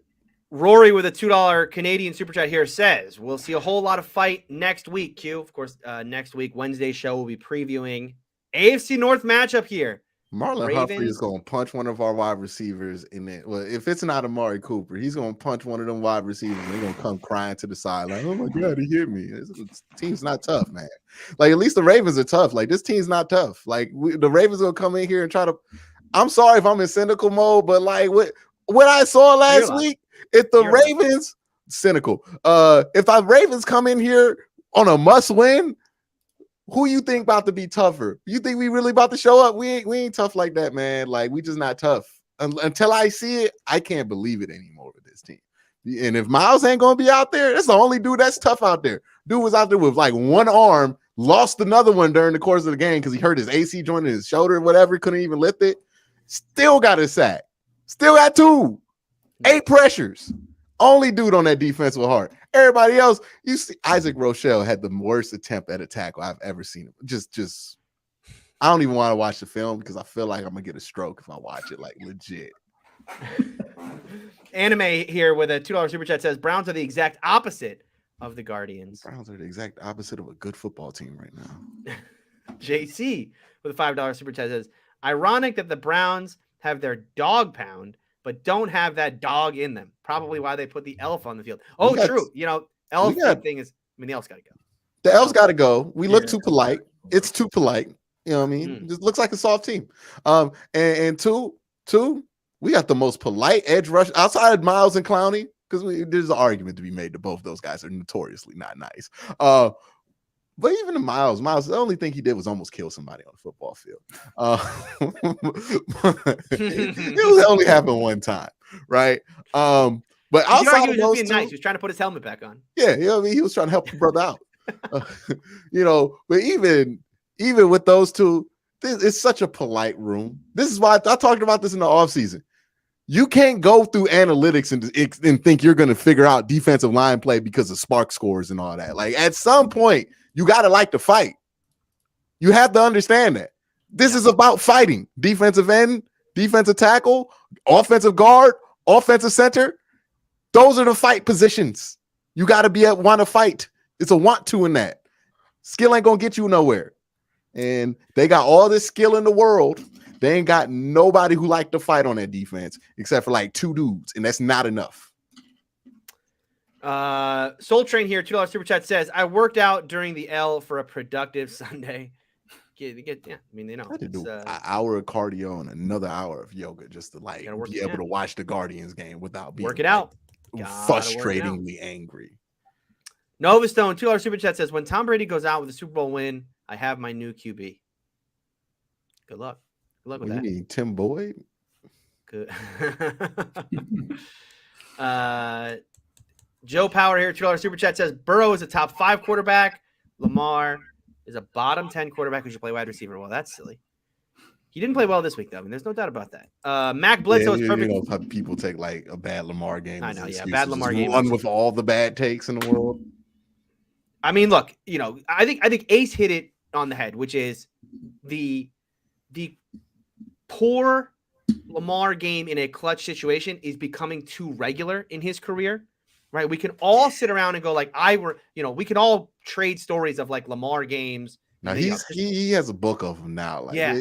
I think the playoff specific one, but I think when people bring that up, they're more or less saying this dude has an iffy reputation in some of these games now, right? Like sometimes he shows up, sometimes he doesn't, but it's not automatic. Like I still feel like if Joe Burrow needed to win a game, I feel pretty confident he's probably going to do something to make you almost win that game or win that game. Right. I don't feel that way about Lamar anymore. Right? Exactly. It's like that feeling you had yesterday when you were watching Bills Chiefs and Mahomes with that bad interception. You're like, wow, you're like, cannot believe whoa, he folded? Like, because you'll never see him fold like that, right? Right. With Lamar, it's like, wow, he did it again. Yeah, exactly. It's like, oh, I haven't seen that one before. It ain't like he always do it, but it do happen. You know what I mean? Like, it's not an unlikely possibility. Sometimes he booty scoots you, though. That's all right. Anime two sides to that coin, though. It's not like an Andy Dalton situation where you know what's up. No, there's two sides to that. Two sides.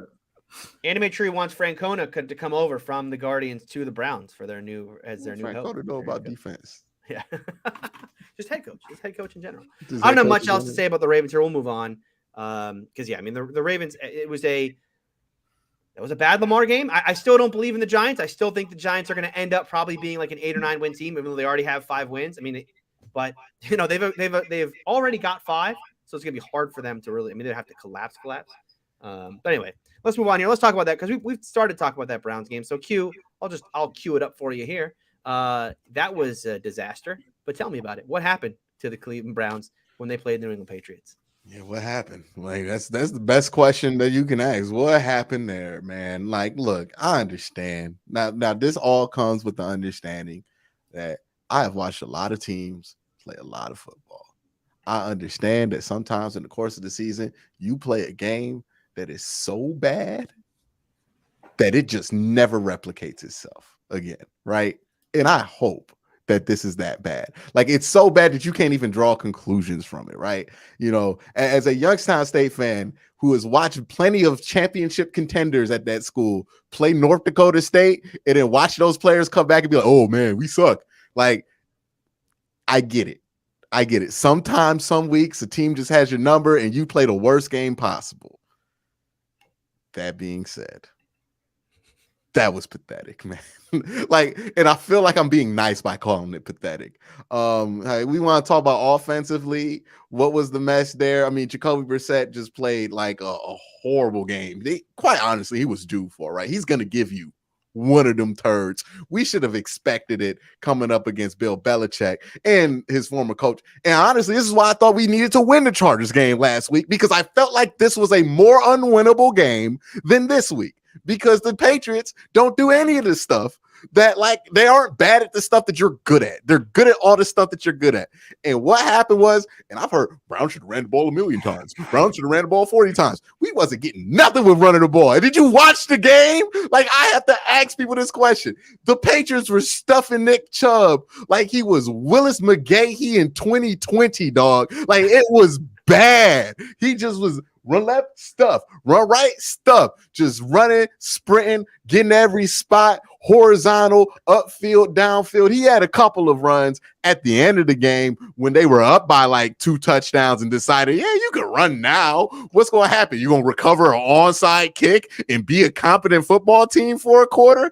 Absolutely not. Sure, run the ball. But so the run game was trash. I don't want to hear about how much they should have ran the ball. They weren't able to run the ball because they sucked. Pass game was worse. But I mean, you're down, you're losing like that. What else you gonna do? You need chunks. You just got to throw the ball. like Amari Cooper, I guess, had a good game, but like, woohoo, the team sucked. Did he? Like, Did he though? Because he had 12 targets, only 4 catches. Man, a lot of them targets was just off target. Yeah. Or just ridiculous that he got targeted. Yeah. On that point. I mean, yeah. Yeah. So yeah, I don't know how much of that to blame him. When he got the ones that felt catchable, it felt like he caught the catchable. Yeah, I got ones. what you're saying. Yeah. Okay. So there's that. Pass game sucked. Quarterback sucked. Play calling in the last 2 minutes of both, like, just terrible. Kevin, this is becoming a pattern. This sucks. Like, I don't think Alex Van Pelt is the dude to get the playbook or to call the plays, but it's becoming to a point where we might have to hire somebody who could do that, because like this is like what's going on at the end of these games, like the last 2 minutes. Well, not the end of these halves, that we get like these weird play calling situations. Then special teams first. I'm gonna go special teams first. I'm gonna go before I get to the defense, because I'm really mad at the special teams too. Kay York, congratulations, and went 3 for 3. Came back, bounced back. Great. Would have loved it last week, but who cares? Well, I do care. But you know, you got it back. Cool. Mike Prefer is the worst special teams coach of all time. He's the worst special teams coach of all time. Do the Browns special teams unit ever strike you as like a prepared one? Have you ever been like, man, that was a really smart heads up play that they made there? I've never felt that. I've been watching him coach Josh special Cribbs teams on this team for like 4 years. He was here before Stefanski, I believe. He's terrible. He's a terrible special. He might be a better head coach than he is a special teams coach, because he's a god awful special teams coach. How is it that every week one of our special teams players does something and their reaction is, I didn't know that was a rule? What are we teaching? Or are you teaching? They're not. I said yesterday, I feel like they're playing Yu-Gi-Oh in those meetings. They're not coaching football. Nothing productive is going on. Like, they're playing tabletop games. They're not doing football. They might be playing paper football. I don't care. But AJ Green, how do you not know? The second it's a kickoff, the second you go out of bounds, you are out the play. You are out the play. You can't touch the ball. You cannot touch the ball. Man dove at the ball. Didn't need to. Harrison had it. And this is the third time, man.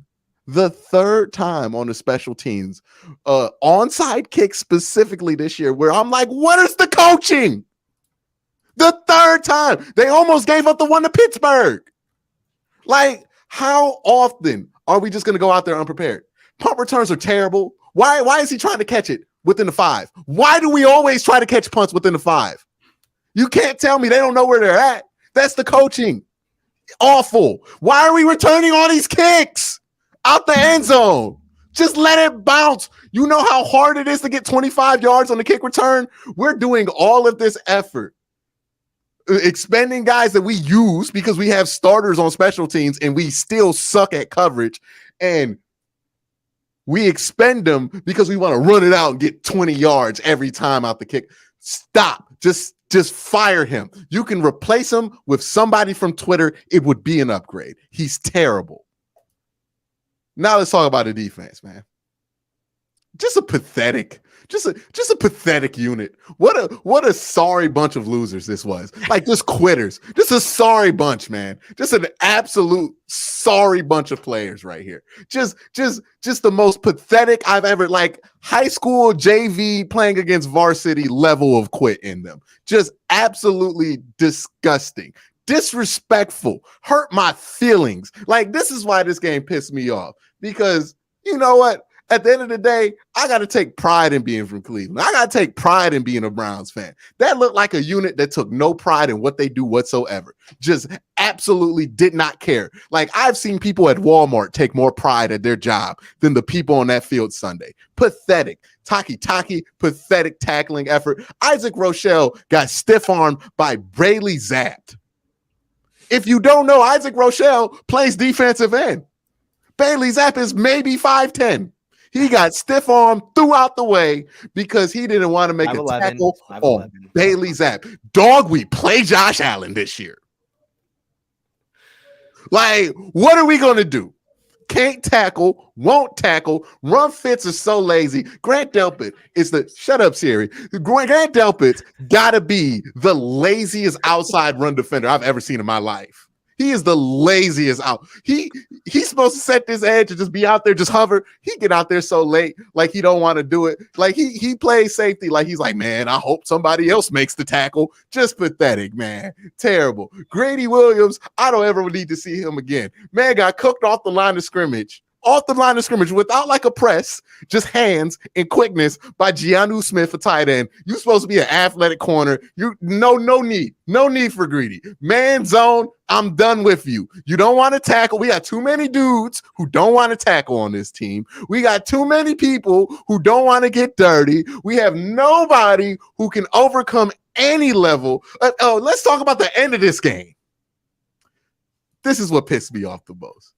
They had the audacity to make me believe that they can come back. The audacity after what I watched after 3 quarters to kind of come back. They get that touchdown drive. They almost get the onside kick. And then right when they just decide to blow it, boy, did they blow it. Jacoby Brissett, was that an interception or 2 fumbles in a row that he had? It was an interception and then a fumble. He did the Lamar. That's right. He did the Lamar. Except for Lamar's at least been good. Like he did the Lamar. He in the fumble was hilarious. But he just got the ball taken from him and then ran 2 yards upfield. Like just embarrassing, man. Like that shit does not belong on the NFL football field. And this is what's concerning me is we were questioning this team's pride after the last 2 weeks, and they put that on the field. They put that on the field. Yeah. What am I supposed to believe in this unit for the rest of the year? Like something's got to change. They're too talented to be this pathetic, but hey, if you don't give effort, I don't care how talented you are. You're going to look pathetic because you're giving a pathetic effort. This team is pathetic. This defense is pathetic. Anybody associated with it should just be gone and never coach in the NFL again because this is messing up the money in the NFL to have a defense this bad. This is a defense so bad right now that if they play national TV against a team that mattered, people would wonder if they're throwing it in. To just get the point spread. Okay, first of all, I don't like that. That was a low blow comment. You didn't need to make that one. Okay, they played a night game against a team that mattered already. All right, so don't. Oh yeah, well they look good because the offense is terrible in Pittsburgh. Well, at least it was that week. How dare you? But dare you. Yeah, if this team played like Sunday Night Football and they play Monday Night Football against the Bengals, ooh.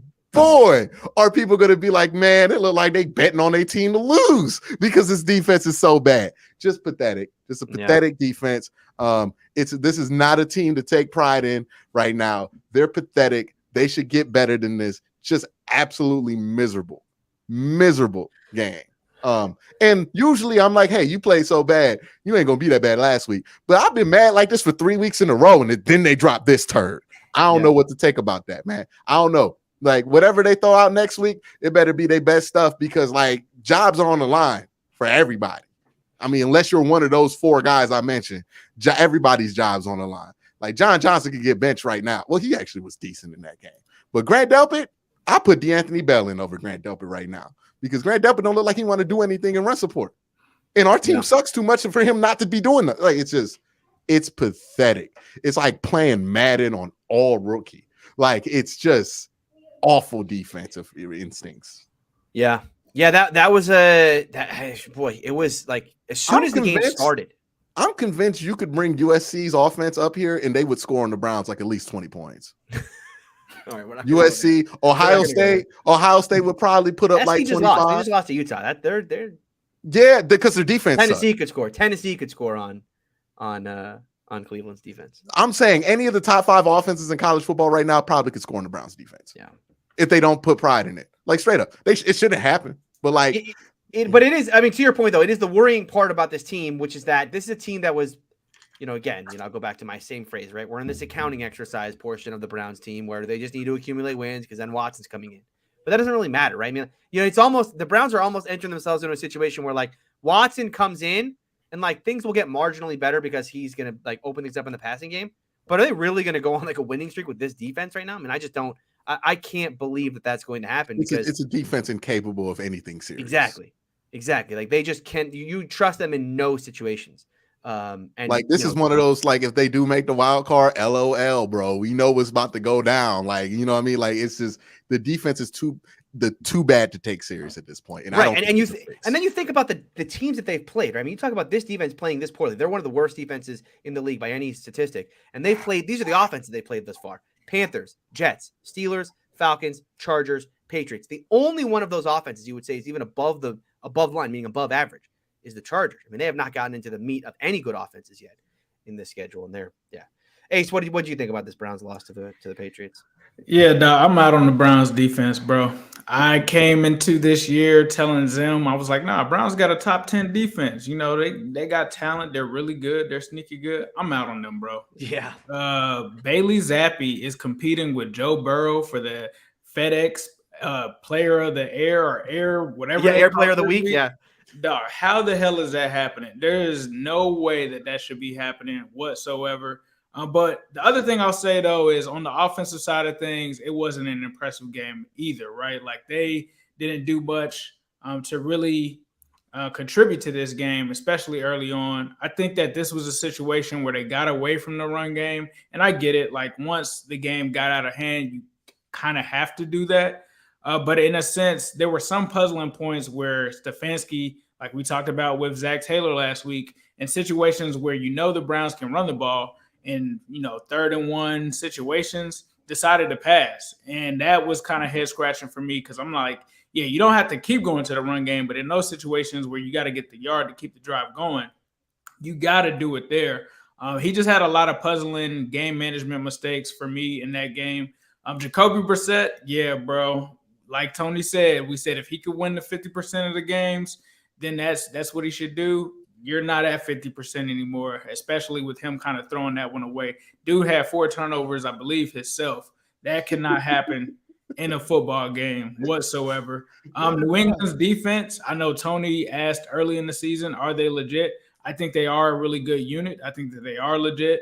But the Bailey Zappi stuff is the stuff that takes the cake for me. Like, there's no way that you can let Bailey Zappi come in and do that. This dude was accountable for 75% of New England's offense. That should just not happen whatsoever. So I cannot protect the Browns defense no longer. I tried to say that last week, the Chargers are the Chargers. They're going to score against anyone on the road, which they are. But this is just unacceptable, dog. Like, it really isn't acceptable for that defense to be performing like that.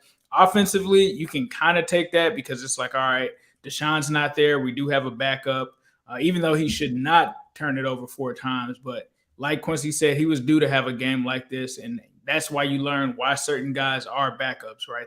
Every once in a while. Some guys get $8 million and other guys get $45 million a year. Exactly. That's what they have one of these games. One thing that kind of concerned me a little bit, I'm not going to be too concerned about it, but, the pressure that they were getting on Jacoby Brissett, I don't know if that was self-inflicted or what that was there. They've got to do a better job of trying to protect him. But, yeah, they're getting to the point where it won't matter, like Tony said, when Deshaun comes back because the record, if they keep continuing like this and they don't rebound in these next couple of games, it's not even going to matter when Deshaun Watson shows up. Yeah, and then look, they can even get to 5 wins. This defense doesn't get any better. Like, they're not a serious team. Like, you can get to the playoffs and be an unserious team. Like, until that defense gets better, this is a unserious football team. Yeah, I'm with you. For sure. I thought, so it's funny because when I went back to rewatch, right? So you rewatch these games for us, right? Because all of our games were on at once. Obviously, I'm watching the Steeler game, in its entirety, and then I'm going back and rewatching the rest of these games. So I rewatched the Browns knowing that they lost the game and knowing that this game is going to get out of hand in the second half. But I thought the first 2 plays of the game, I was really intrigued by because the Browns come out, play number 1, 5 wide, right? Now I believe they're in 12, but they're still like everyone's in, it's basically, 5 wide. And they throw a little thing over there to, I don't know, one of the tight ends. Farrell Brown, who we picked up off the street 3 weeks ago. Nice. But it was like, okay, this is kind of an interesting thing, right? Because I expected this game's going to be very much like in the trenches, It's like, oh, this is interesting. Like, spread them out. Let's see what's going to happen. Then they went tight and they ran play action rollout. And I'm like, wow, like they're not even like, forget about coming out to run the ball. Like they're just going to air this thing out. And then Brissett like massively underthrows it. It's an interception. It's like, okay, well, maybe Stefanski, like maybe when it's, he be playing battleship against himself. That's the thing, right? He be outsmarting himself. It's one of those things like where Tomlin always has this. Tomlin has this phrase: when you have red paint, you paint the barn red. And it's like, look, Stefanski, when you got red paint, make the adjustment before the team adjusts. It is all he is thinking too. He's 4D chess too much. 4D chess, Sometimes yeah, you he's just like- not play checkers. It's right in Right. front of you. Right. Exactly. Yeah, man, this was a like back to front at all three phases disaster all across the board. The Patriots, I thought, did a good job of taking away Brissett's kind of go-to guy, right? His safety blanket thus far this season has been Amari Cooper. Like I said, 4 catches on 12 targets. They didn't really, they couldn't get Amari going. And then I think it's no wonder that in that same game, that's Jacoby Brissett's worst game that he had as a professional, or as a Cleveland Brown. And then defensively, we don't need to talk about this defense. They are a joke. I mean, this is the worst defense. If there's a worse defense than this in the National Football League, I would love to see it. I don't know what they are. The running touchdown that they gave up on 3rd and 10. Yes. The reminder Stevens in 3rd and 10. Thank you for reminding me of that play. Oh, the draw play that he scored on. Incredible. Because Grant Delpit didn't want to be in his room. Like just a complete lack of effort. Just like no one. I mean, everyone's just like, peace out. Yeah, I mean, check, please. I mean, every Browns player. I mean, it's week 6, and it's like, check, please. It's like they left the controller untouched. Yeah. To finish a game of Madden. Like it's they rage quit. They rage quit that game. That after that onside kick, and then Myles Garrett got hurt on that sack. I have never seen more pathetic effort. What was it was Hunter Henry down the seam. Bailey Zappi hits him. I think the one guy fell off of him, and then 2 other guys collided with him. No one makes a tackle, and Hunter keeps running. That play happened, I think, somewhere in like the 3rd, 2nd, or Dude, 3rd that play quarter. happens like every week. Yeah, that's what I'm saying. Like that is like the Cleveland Browns defense in a nutshell, right? But like I said, it's like a Devin Bush situation. You know, because one thing when we had like the 0-16 team up in here not trying to win, we have bona fide players in here doing this. Like I don't even know, man. Yeah, I don't even know. Someone in chat is reminding me of Anthony Schwartz, and I do want to bring up Anthony Schwartz. Anthony Schwartz just came in like, hey, man, don't forget about me. I'm going to drop the ball 2 times real quick. Exactly. Yes, sir. Yes, sir. He just had to do his little... Yeah, he just had to get his stuff in, too. Hey, everybody messing up, let me get mine in, too. You know what I mean? I just want to remind everybody that I am also very, very bad at football. Yeah, just want to remind you guys, and I know I haven't been on the field in a couple weeks, but I would like to remind everybody that I am not good at this, y'all. Look at this. Look at it. Yep. See, same stuff. I'm just letting y'all know. Don't let me play. He don't want to play. He don't want to play. He don't want to get hit no more. You know what I mean? Why? Why would he want to get hit? Right? I do think that the I don't want to give up on David Bell because we're again. Well, let's see what happens when you get a real quarterback in here. But I do think Cleveland's like got to address wide receiver again this offseason, like in a big way. I mean, Amari's good. Amari was not a bad pickup, but like this is very much in a Ravens situation where it's like, look, man, they took Amari away and it just like the whole thing just crumbled around you. So I forgot David Bell was on the team, man. It's that bad? I used a nice player. We targeted Joku. We target Farrell Brown. Yeah. Hell, we even target Jesse. What's his name? Jesse James for like the week we had him. We targeted Donovan Peoples Jones, and we target Amari Cooper. I don't know. I don't remember. Like other than garbage time, when do we target David Bell? Like randomly in the 4th quarter, we target David Bell, but we don't ever do it like in the 1st and 2nd quarter. Yeah. Like maybe maybe it's the thing where Watson will unlock because like if you think about it, Peoples Jones is like your take the top off of it type of guy. Bell is like your shifty receiver, and then Amari as your true X. Like you can get him against press and let him win off the line of scrimmage. That's a decent core. So maybe I'm wrong about the wide receiver thing, and Deshaun can unlock some of that stuff. But as it is today, I mean, it is basically a take away Amari Cooper and Jacoby Brissett turns into. Well, the thing is, like Jacoby Brissett's only going to look at Amari Cooper and one other guy. Like that's he's not going to. That's the thing, right? That's the big problem, which is most quarterbacks' problem. Jacoby Brissett is now the 4th best quarterback in the AFC North because we got to talk about my dog. The Steelers have a great quarterback again. A great quarterback. We'll talk about him when we get through these super chats. This one. Well, go ahead. Let's get super chats, and then I want to just make sure I get my thoughts in. Oh, that's right. Yeah, of course. Bruce with $10 super chat says, "What veteran player or players in general do you see leaving next season?" Man, I can't see that at this point in the season right now. If I had to guess, I mean, obviously Jesse Bates, so I probably will say Jesse Bates. Yeah, I think that's the only one, right? Anime Tree $2 super chat says, "Bring back Cribs to be our special teams coach." Can't get worse. Where is he right now? He's a college special teams guy. Is he coaching still? I thought he was just chilling, being famous in Cleveland, like in that part of his career. Maybe. Soul Train $2 super chat says Browns defense lately would allow 50 plus to the Bills. Well, we will find out in like 3 weeks. So just stay tuned. Watch that be a Tomlin game.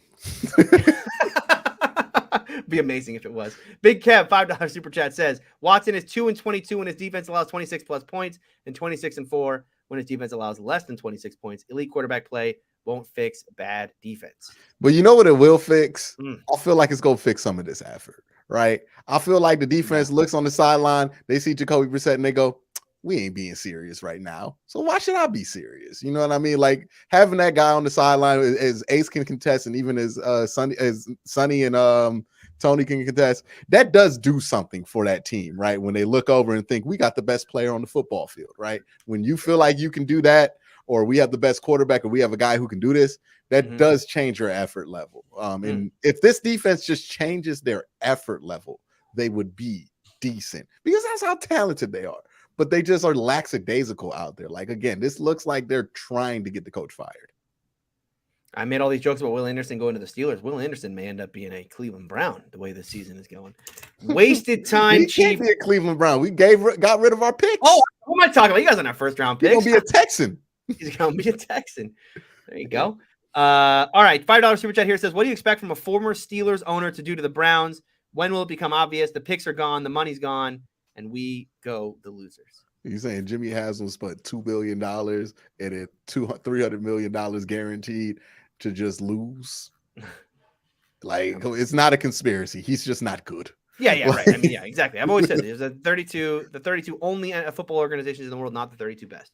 All right, Quincy, I know you got to run here, so let's get your thoughts on both the Steelers win over the Buccaneers and the Bengals. Remember last week when I was like, hey, man, if Minka doesn't play, I'm changing my prediction. It's going to be a Tomlin game. Remember that? Yeah. The second Minka wasn't playing, I was like, I know exactly what's about to go down here. This is going to be a Mike Tomlin, Brian Flores special where they just win one out of nowhere that they have no business doing.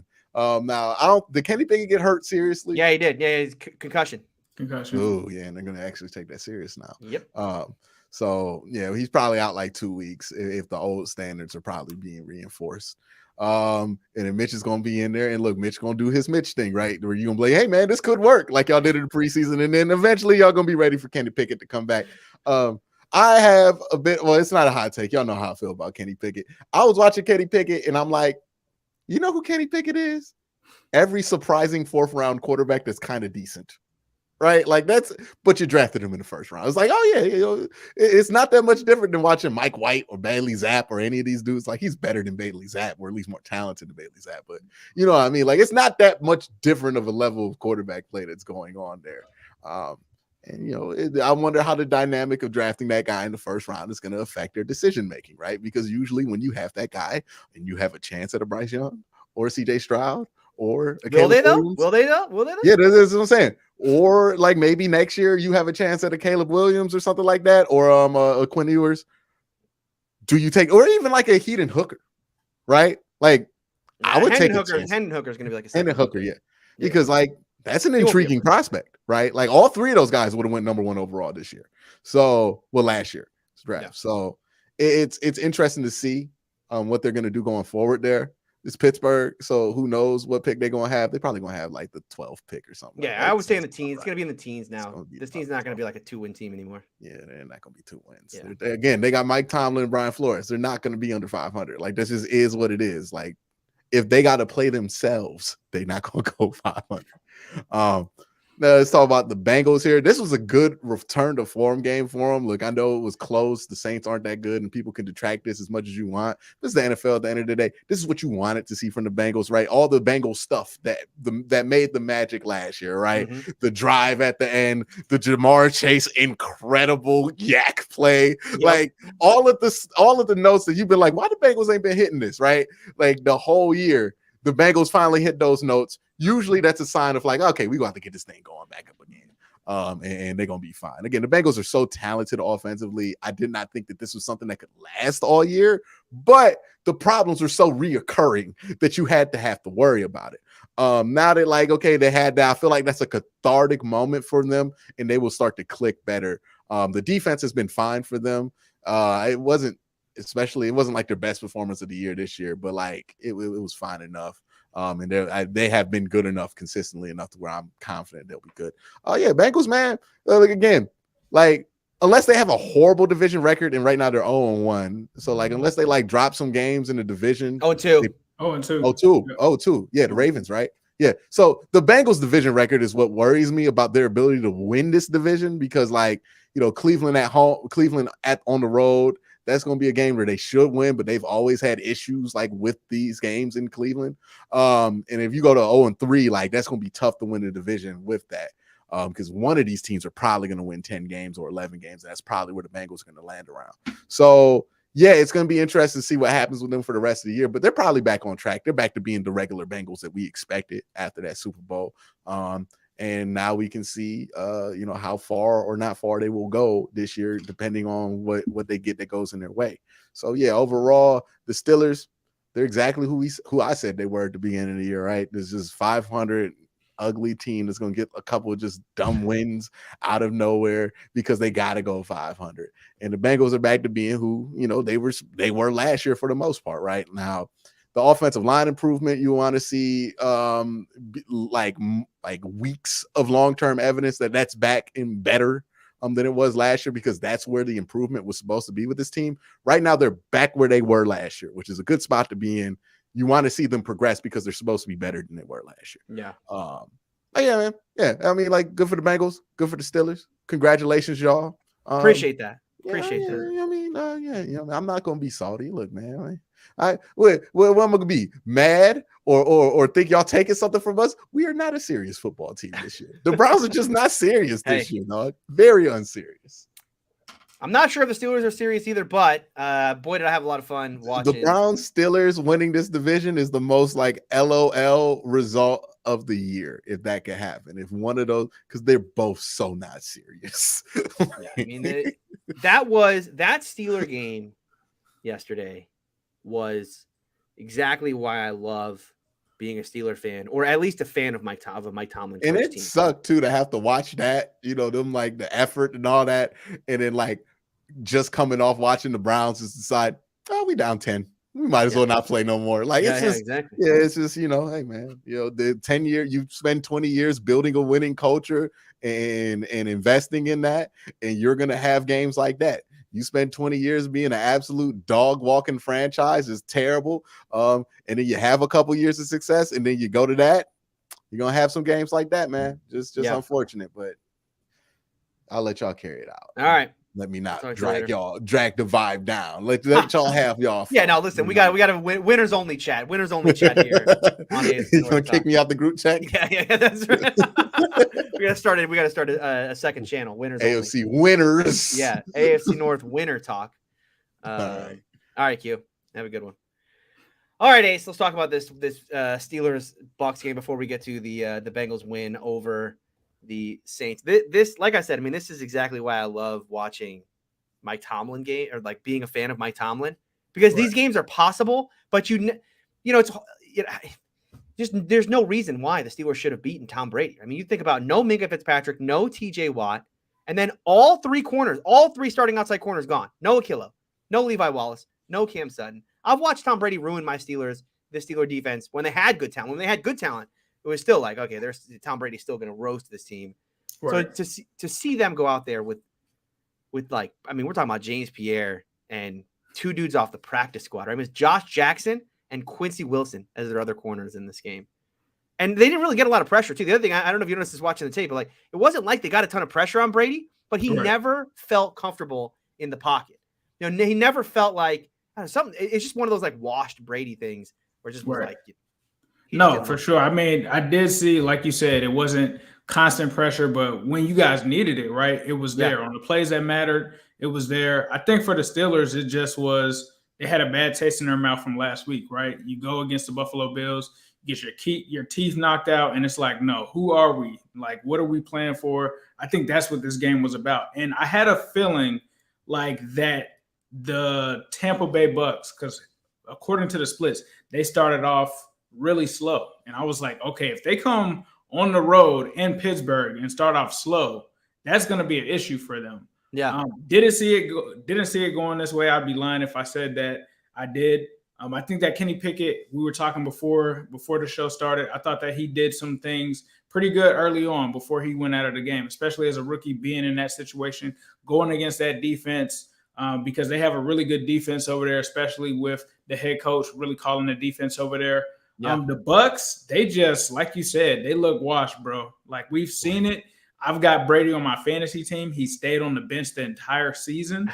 But this just really kind of added to that. Another thing that I think that the Steelers kind of did a great job at in this game is stopping that running attack, right? Because they've really been leaning on that run with Brady being in kind of his twilight years, and they were able to shut that down. And Mike Tomlin, like you said, bro, he's an elite coach. It was crazy and blasphemous for people to even talk about firing Tomlin or anything like that. Because when you have Mike Tomlin in these situations, he's going to inspire your players. He's going to make sure that he makes the right decisions and, make sure that you guys stand tall. The craziest thing, though, I know that you thought that it was ironic, the guy that comes in to save the day outside of Mr. Trubisky, it's Chase Claypool. Chase Claypool, just anytime they needed to play, it was Chase Claypool every single time. Got to give it up to him. That dude did his thing in this game. Mr. Trubisky, to come into that situation and finish out the way that he did says something about him too, right? This is a guy that just lost his starting job and comes right in. And the other thing that was funny too, he hit Chase with the play over the middle. I saw one of the completions was over the middle. It was like, dude, it was like watching a bizarro version of the Steelers, right? I mean, it was like we were like in an alternate universe yesterday where the Steelers' best players were all the players that the Steeler fans have already given up on or wanted to get rid of in the offseason, or certainly wanted to get rid of. Bush making plays. Yeah, I mean, Devin, the fact that the best defensive play, the one that ultimately won them the game, right, defensively, is made by Devin Bush, of all people. A great play where he came off his guy, read Brady's eyes, came over, batted the ball away on Godwin. Incredible. And then, like you said, Kenny wasn't awful in this game, right? I mean, this wasn't like, massive turnover, like, Kenny game. But it wasn't a good Kenny game. I mean, I thought the Bucs did a good job, especially after that first drive, of confusing him. I thought they were going to give him a lot of looks, like blitz looks, and then back off, and a lot of show one thing and go to the other. And they certainly, I mean, I haven't seen the all 22 yet, but I can just tell you this: he had a lower average depth of target when they didn't blitz him than when they did, which I think tells you right there, like, he was confused, right? He didn't know what he was seeing on a play-to-play basis. When you're checking it down when they're not blitzing and then throwing it deep when they are blitzing, like, that's just generally not what you see. But it didn't matter, because when he got hurt, all of a sudden, my dog Mitch Magic, which I need to go get the shirt. I should be wearing this shirt. I don't know what I'm doing. Bring the shirt back out. You know what it was? You know what it was about Mitch? I mean, didn't you feel like this when Mitch came in? He just didn't give a shit anymore. It was just like, whatever. If I throw interceptions out here, like, if I screw this up, I'm already benched. What are you going to do to cut me? Like, what's going to happen worse than what's already happened to me? He just started slinging it, man. Yeah. No, I agree with you, because it did seem like Mitch was really holding back. I mean, there were points where he wasn't even running, and then you see him, like, get that first down where he takes off running for the first down. It definitely seemed like he was playing without the shackles on or anything like that, and just went out and just played his game. And they ended up coming out with a major win, bro. That's a big win for that Pittsburgh Steelers team to definitely give another shot of confidence to them, for sure. Huge. And yeah, man, Mitch. So that sequence at the end where it's after Brady scores, there's 4 minutes on the clock. I was watching the game. I always watch all the game with my family. They're all huge Steeler fans. So they'll come over. And I kept saying the same thing throughout the entire game, because I've seen this. I mean, like, I've seen Brady come back on the Steelers like 1,000 times. So throughout the entire game, as it was close and the Steelers weren't really pulling away, I kept saying to everybody, look, this is a moral victory. Brady's going to come back and win at the end. Don't get your hopes up. Like, this is a moral victory, but it's still fun that we were this close to beating him. And there was that when the center botched the snap right on 2nd and 2, and it becomes 3rd and 16. Like, all right, that's it. The game is over now. I've already seen this one. Like, fine. Right. The fact that Mitch actually completed that ball, and like you said, not just to any player. It was like, oh, Mitch came in and delivered a bunch of dimes to Deontay. No, not really. I think he threw them like one time. Oh, maybe it was George Pickens making a bunch of great catches. No. It was Chase Claypool. It was everybody's favorite Steeler wide receiver, Chase Claypool, who had, I mean, Ace, he was perfect. He had 7 targets, 7 catches. He caught everything that came his way. 6 of them for first downs, 2 of 2 uncontested catches. Yeah, man, that was so fun to watch. And when you needed them too, like to keep the clock going and all of that, because it wasn't over until, they start making these plays where you got to get these first downs and keep that clock going. So they Claypool kept Brady off of the field. Exactly. They won the game with Mitch Trubisky. Mitch Trubisky went out there and was like, no, I'm going to single-handedly going to win this game for us now because we need 3 first downs and I'm going to get them all. He ran for the one at the end. If you would have told someone, imagine telling a Steeler fan, like the Friday before the game, your stars of this game are going to be Mitch Trubisky, Chase Claypool, Devin Bush, and Terrell Edmonds. And Terrell Edmonds, by the way, I thought had a great game on Sunday. That would have been, every Steeler fan would have laughed you out of the room. Mitch, Claypool, Edmonds, and Bush. Yeah, those are the 4 guys I can really trust. Those are my 4 favorite Steelers right now. But that's where we are. Great win for the Steelers. We'll see. The question for me, and we'll talk more about this on Wednesday, right? Is like, what was that game? Was that just a weird, like we always call it the Tomlin game? Was that just a weird like outlier, like a bunch of guys who never play well all of a sudden played well? Or did they learn something about themselves, right? Is this something they can actually build on moving forward? Otherwise, though, for the time being, I'm just going to take this as a nice win. Dub, bro. Got to take it. Exactly. Take the dub. All right, let's talk about another W here. The Bengals go out to New Orleans. They need a get-right spot. They've been struggling this cover 2. What's going on with Burrow, regression, yada, yada. That looked like last year's Bengals. That looked like last year's Burrow. That looked like last year's Jamar Chase. Tell me about what happened with the Bengals in New Orleans. Man, that game the environment was crazy already going into it because you got a lot of people showing love, obviously, to Burrow. You got all the connections. You got Eli Apple, who's the villain in this game, right? Because of what his comments about New Orleans in general. It was just a dope place to be at. I just thought as soon as I saw Joe Burrow, he's always doing this stuff where it has like a double meaning, right, before the game. Even when he wore my T-shirt before the game, there was something to that, right? He comes out and everybody's freaking out. And I'm at a Bengals tailgate at this point, and I'm like, what's going on? Do you see what Joe's wearing? And I'm like, what? Joe Burrow walks in with the Jamar Chase LSU championship worn jersey on. And I'm like, oh, they're going to Chase all game. That's it. I know that's what the meaning of this is. There's no way that they're not going to him. The most important guy in this offense that I talked about, though, not Jamar Chase, not Joe Burrow, T. Higgins. T. Higgins is the most important one because from a scheme standpoint, when we have to stop the Bengals, you can't just blanket Jamar Chase and leave T. Higgins wide open because he's going to eat you alive. Now, T's been battling a little bit of an ankle injury, but him just being out there, I think just from a creativity standpoint, Zach Taylor, as you mentioned earlier, I thought he did a lot of good things in this game. I've been waiting and I've been saying online for so many times, hey, why don't you run trips with your best 3 receivers all on the same side? That was something that he did in this game.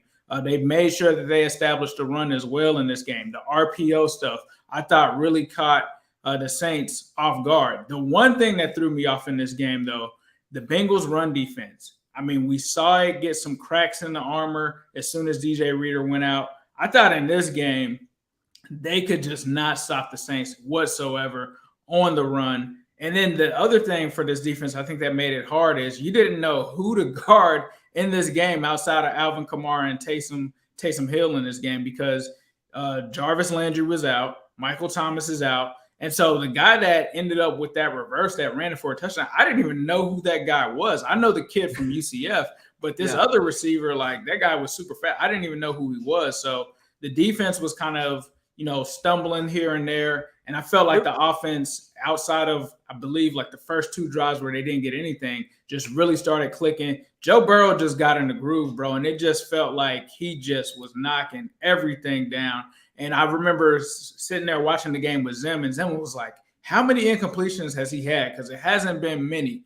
And, some of them were, like 2 of them were T. Higgins drops, which he probably should have had in that game. Joe was just cooking, man. I think that they really honestly just figured it out. Yeah. I think that, and it's funny because I ended up meeting Chase's dad before the game. He was actually mic'd up. A lot of people are talking about how Jamar is mic'd up. His dad was actually mic'd up as well. But I saw something after the game where Jamar's dad before the game said they're going to figure it out. He was like, they're going to take about 5 or 6 games. They're going to get this new look that they've never seen while they were at LSU or why they have been in the league, and eventually they're going to figure it out. He actually guessed and predicted that this would be the game. And Jamar Chase, bro, he just was on another level in this game. I mean, Jamar Chase, anytime you needed something from him, you could tell that he was really playing for his city. Him growing up in the city of New Orleans, wanted to make a play. And Andy Dalton, I'm not going to say that he played bad, but he gave your typical Andy Dalton performance. And I felt like the biggest contrast, like I tweeted out, between Andy Dalton and Joe Burrow was Joe Burrow when he gets pressure on that play and it seems like he's going to get sacked. And this is the typical Joe Burrow stuff, right? He extends the play, moves out of that, comes back, finds Tyler Boyd on the third down where they needed to move the chains, finds Tyler Boyd and does it.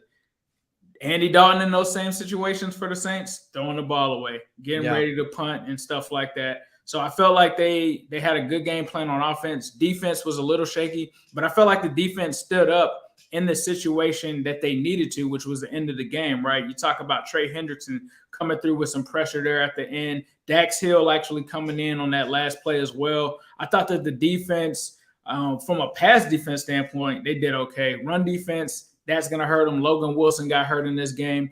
We're definitely going to need DJ Reader back for these next couple of weeks. He's saying that he is feeling better. We'll have to see what happens with that. But you lose Logan Wilson in this game. I thought Cheeto played a good game. Eli Apple got taken advantage of somewhat, but really I'm looking at it. I think it's like 4 receptions on 7 targets for 50-something yards. He's the guy on the last play. Actually almost falls down, or I think falls down on that play. I haven't actually watched it back yet. But defense stood tall when they needed to because the Bengals defense has been in these situations. A lot of people are talking about, they're losing by 3 points and the defense is always on the field to get that last second field goal. But they were up by 4. So this was a situation where you needed a touchdown. Yeah. And that's why I didn't really blame their defense last week because I knew when I kicked it to Justin Tucker and you're taking it from the 25, Lamar's only got to get 25 yards. Whereas in this situation, they have to drive the whole field. They stood tall when it mattered.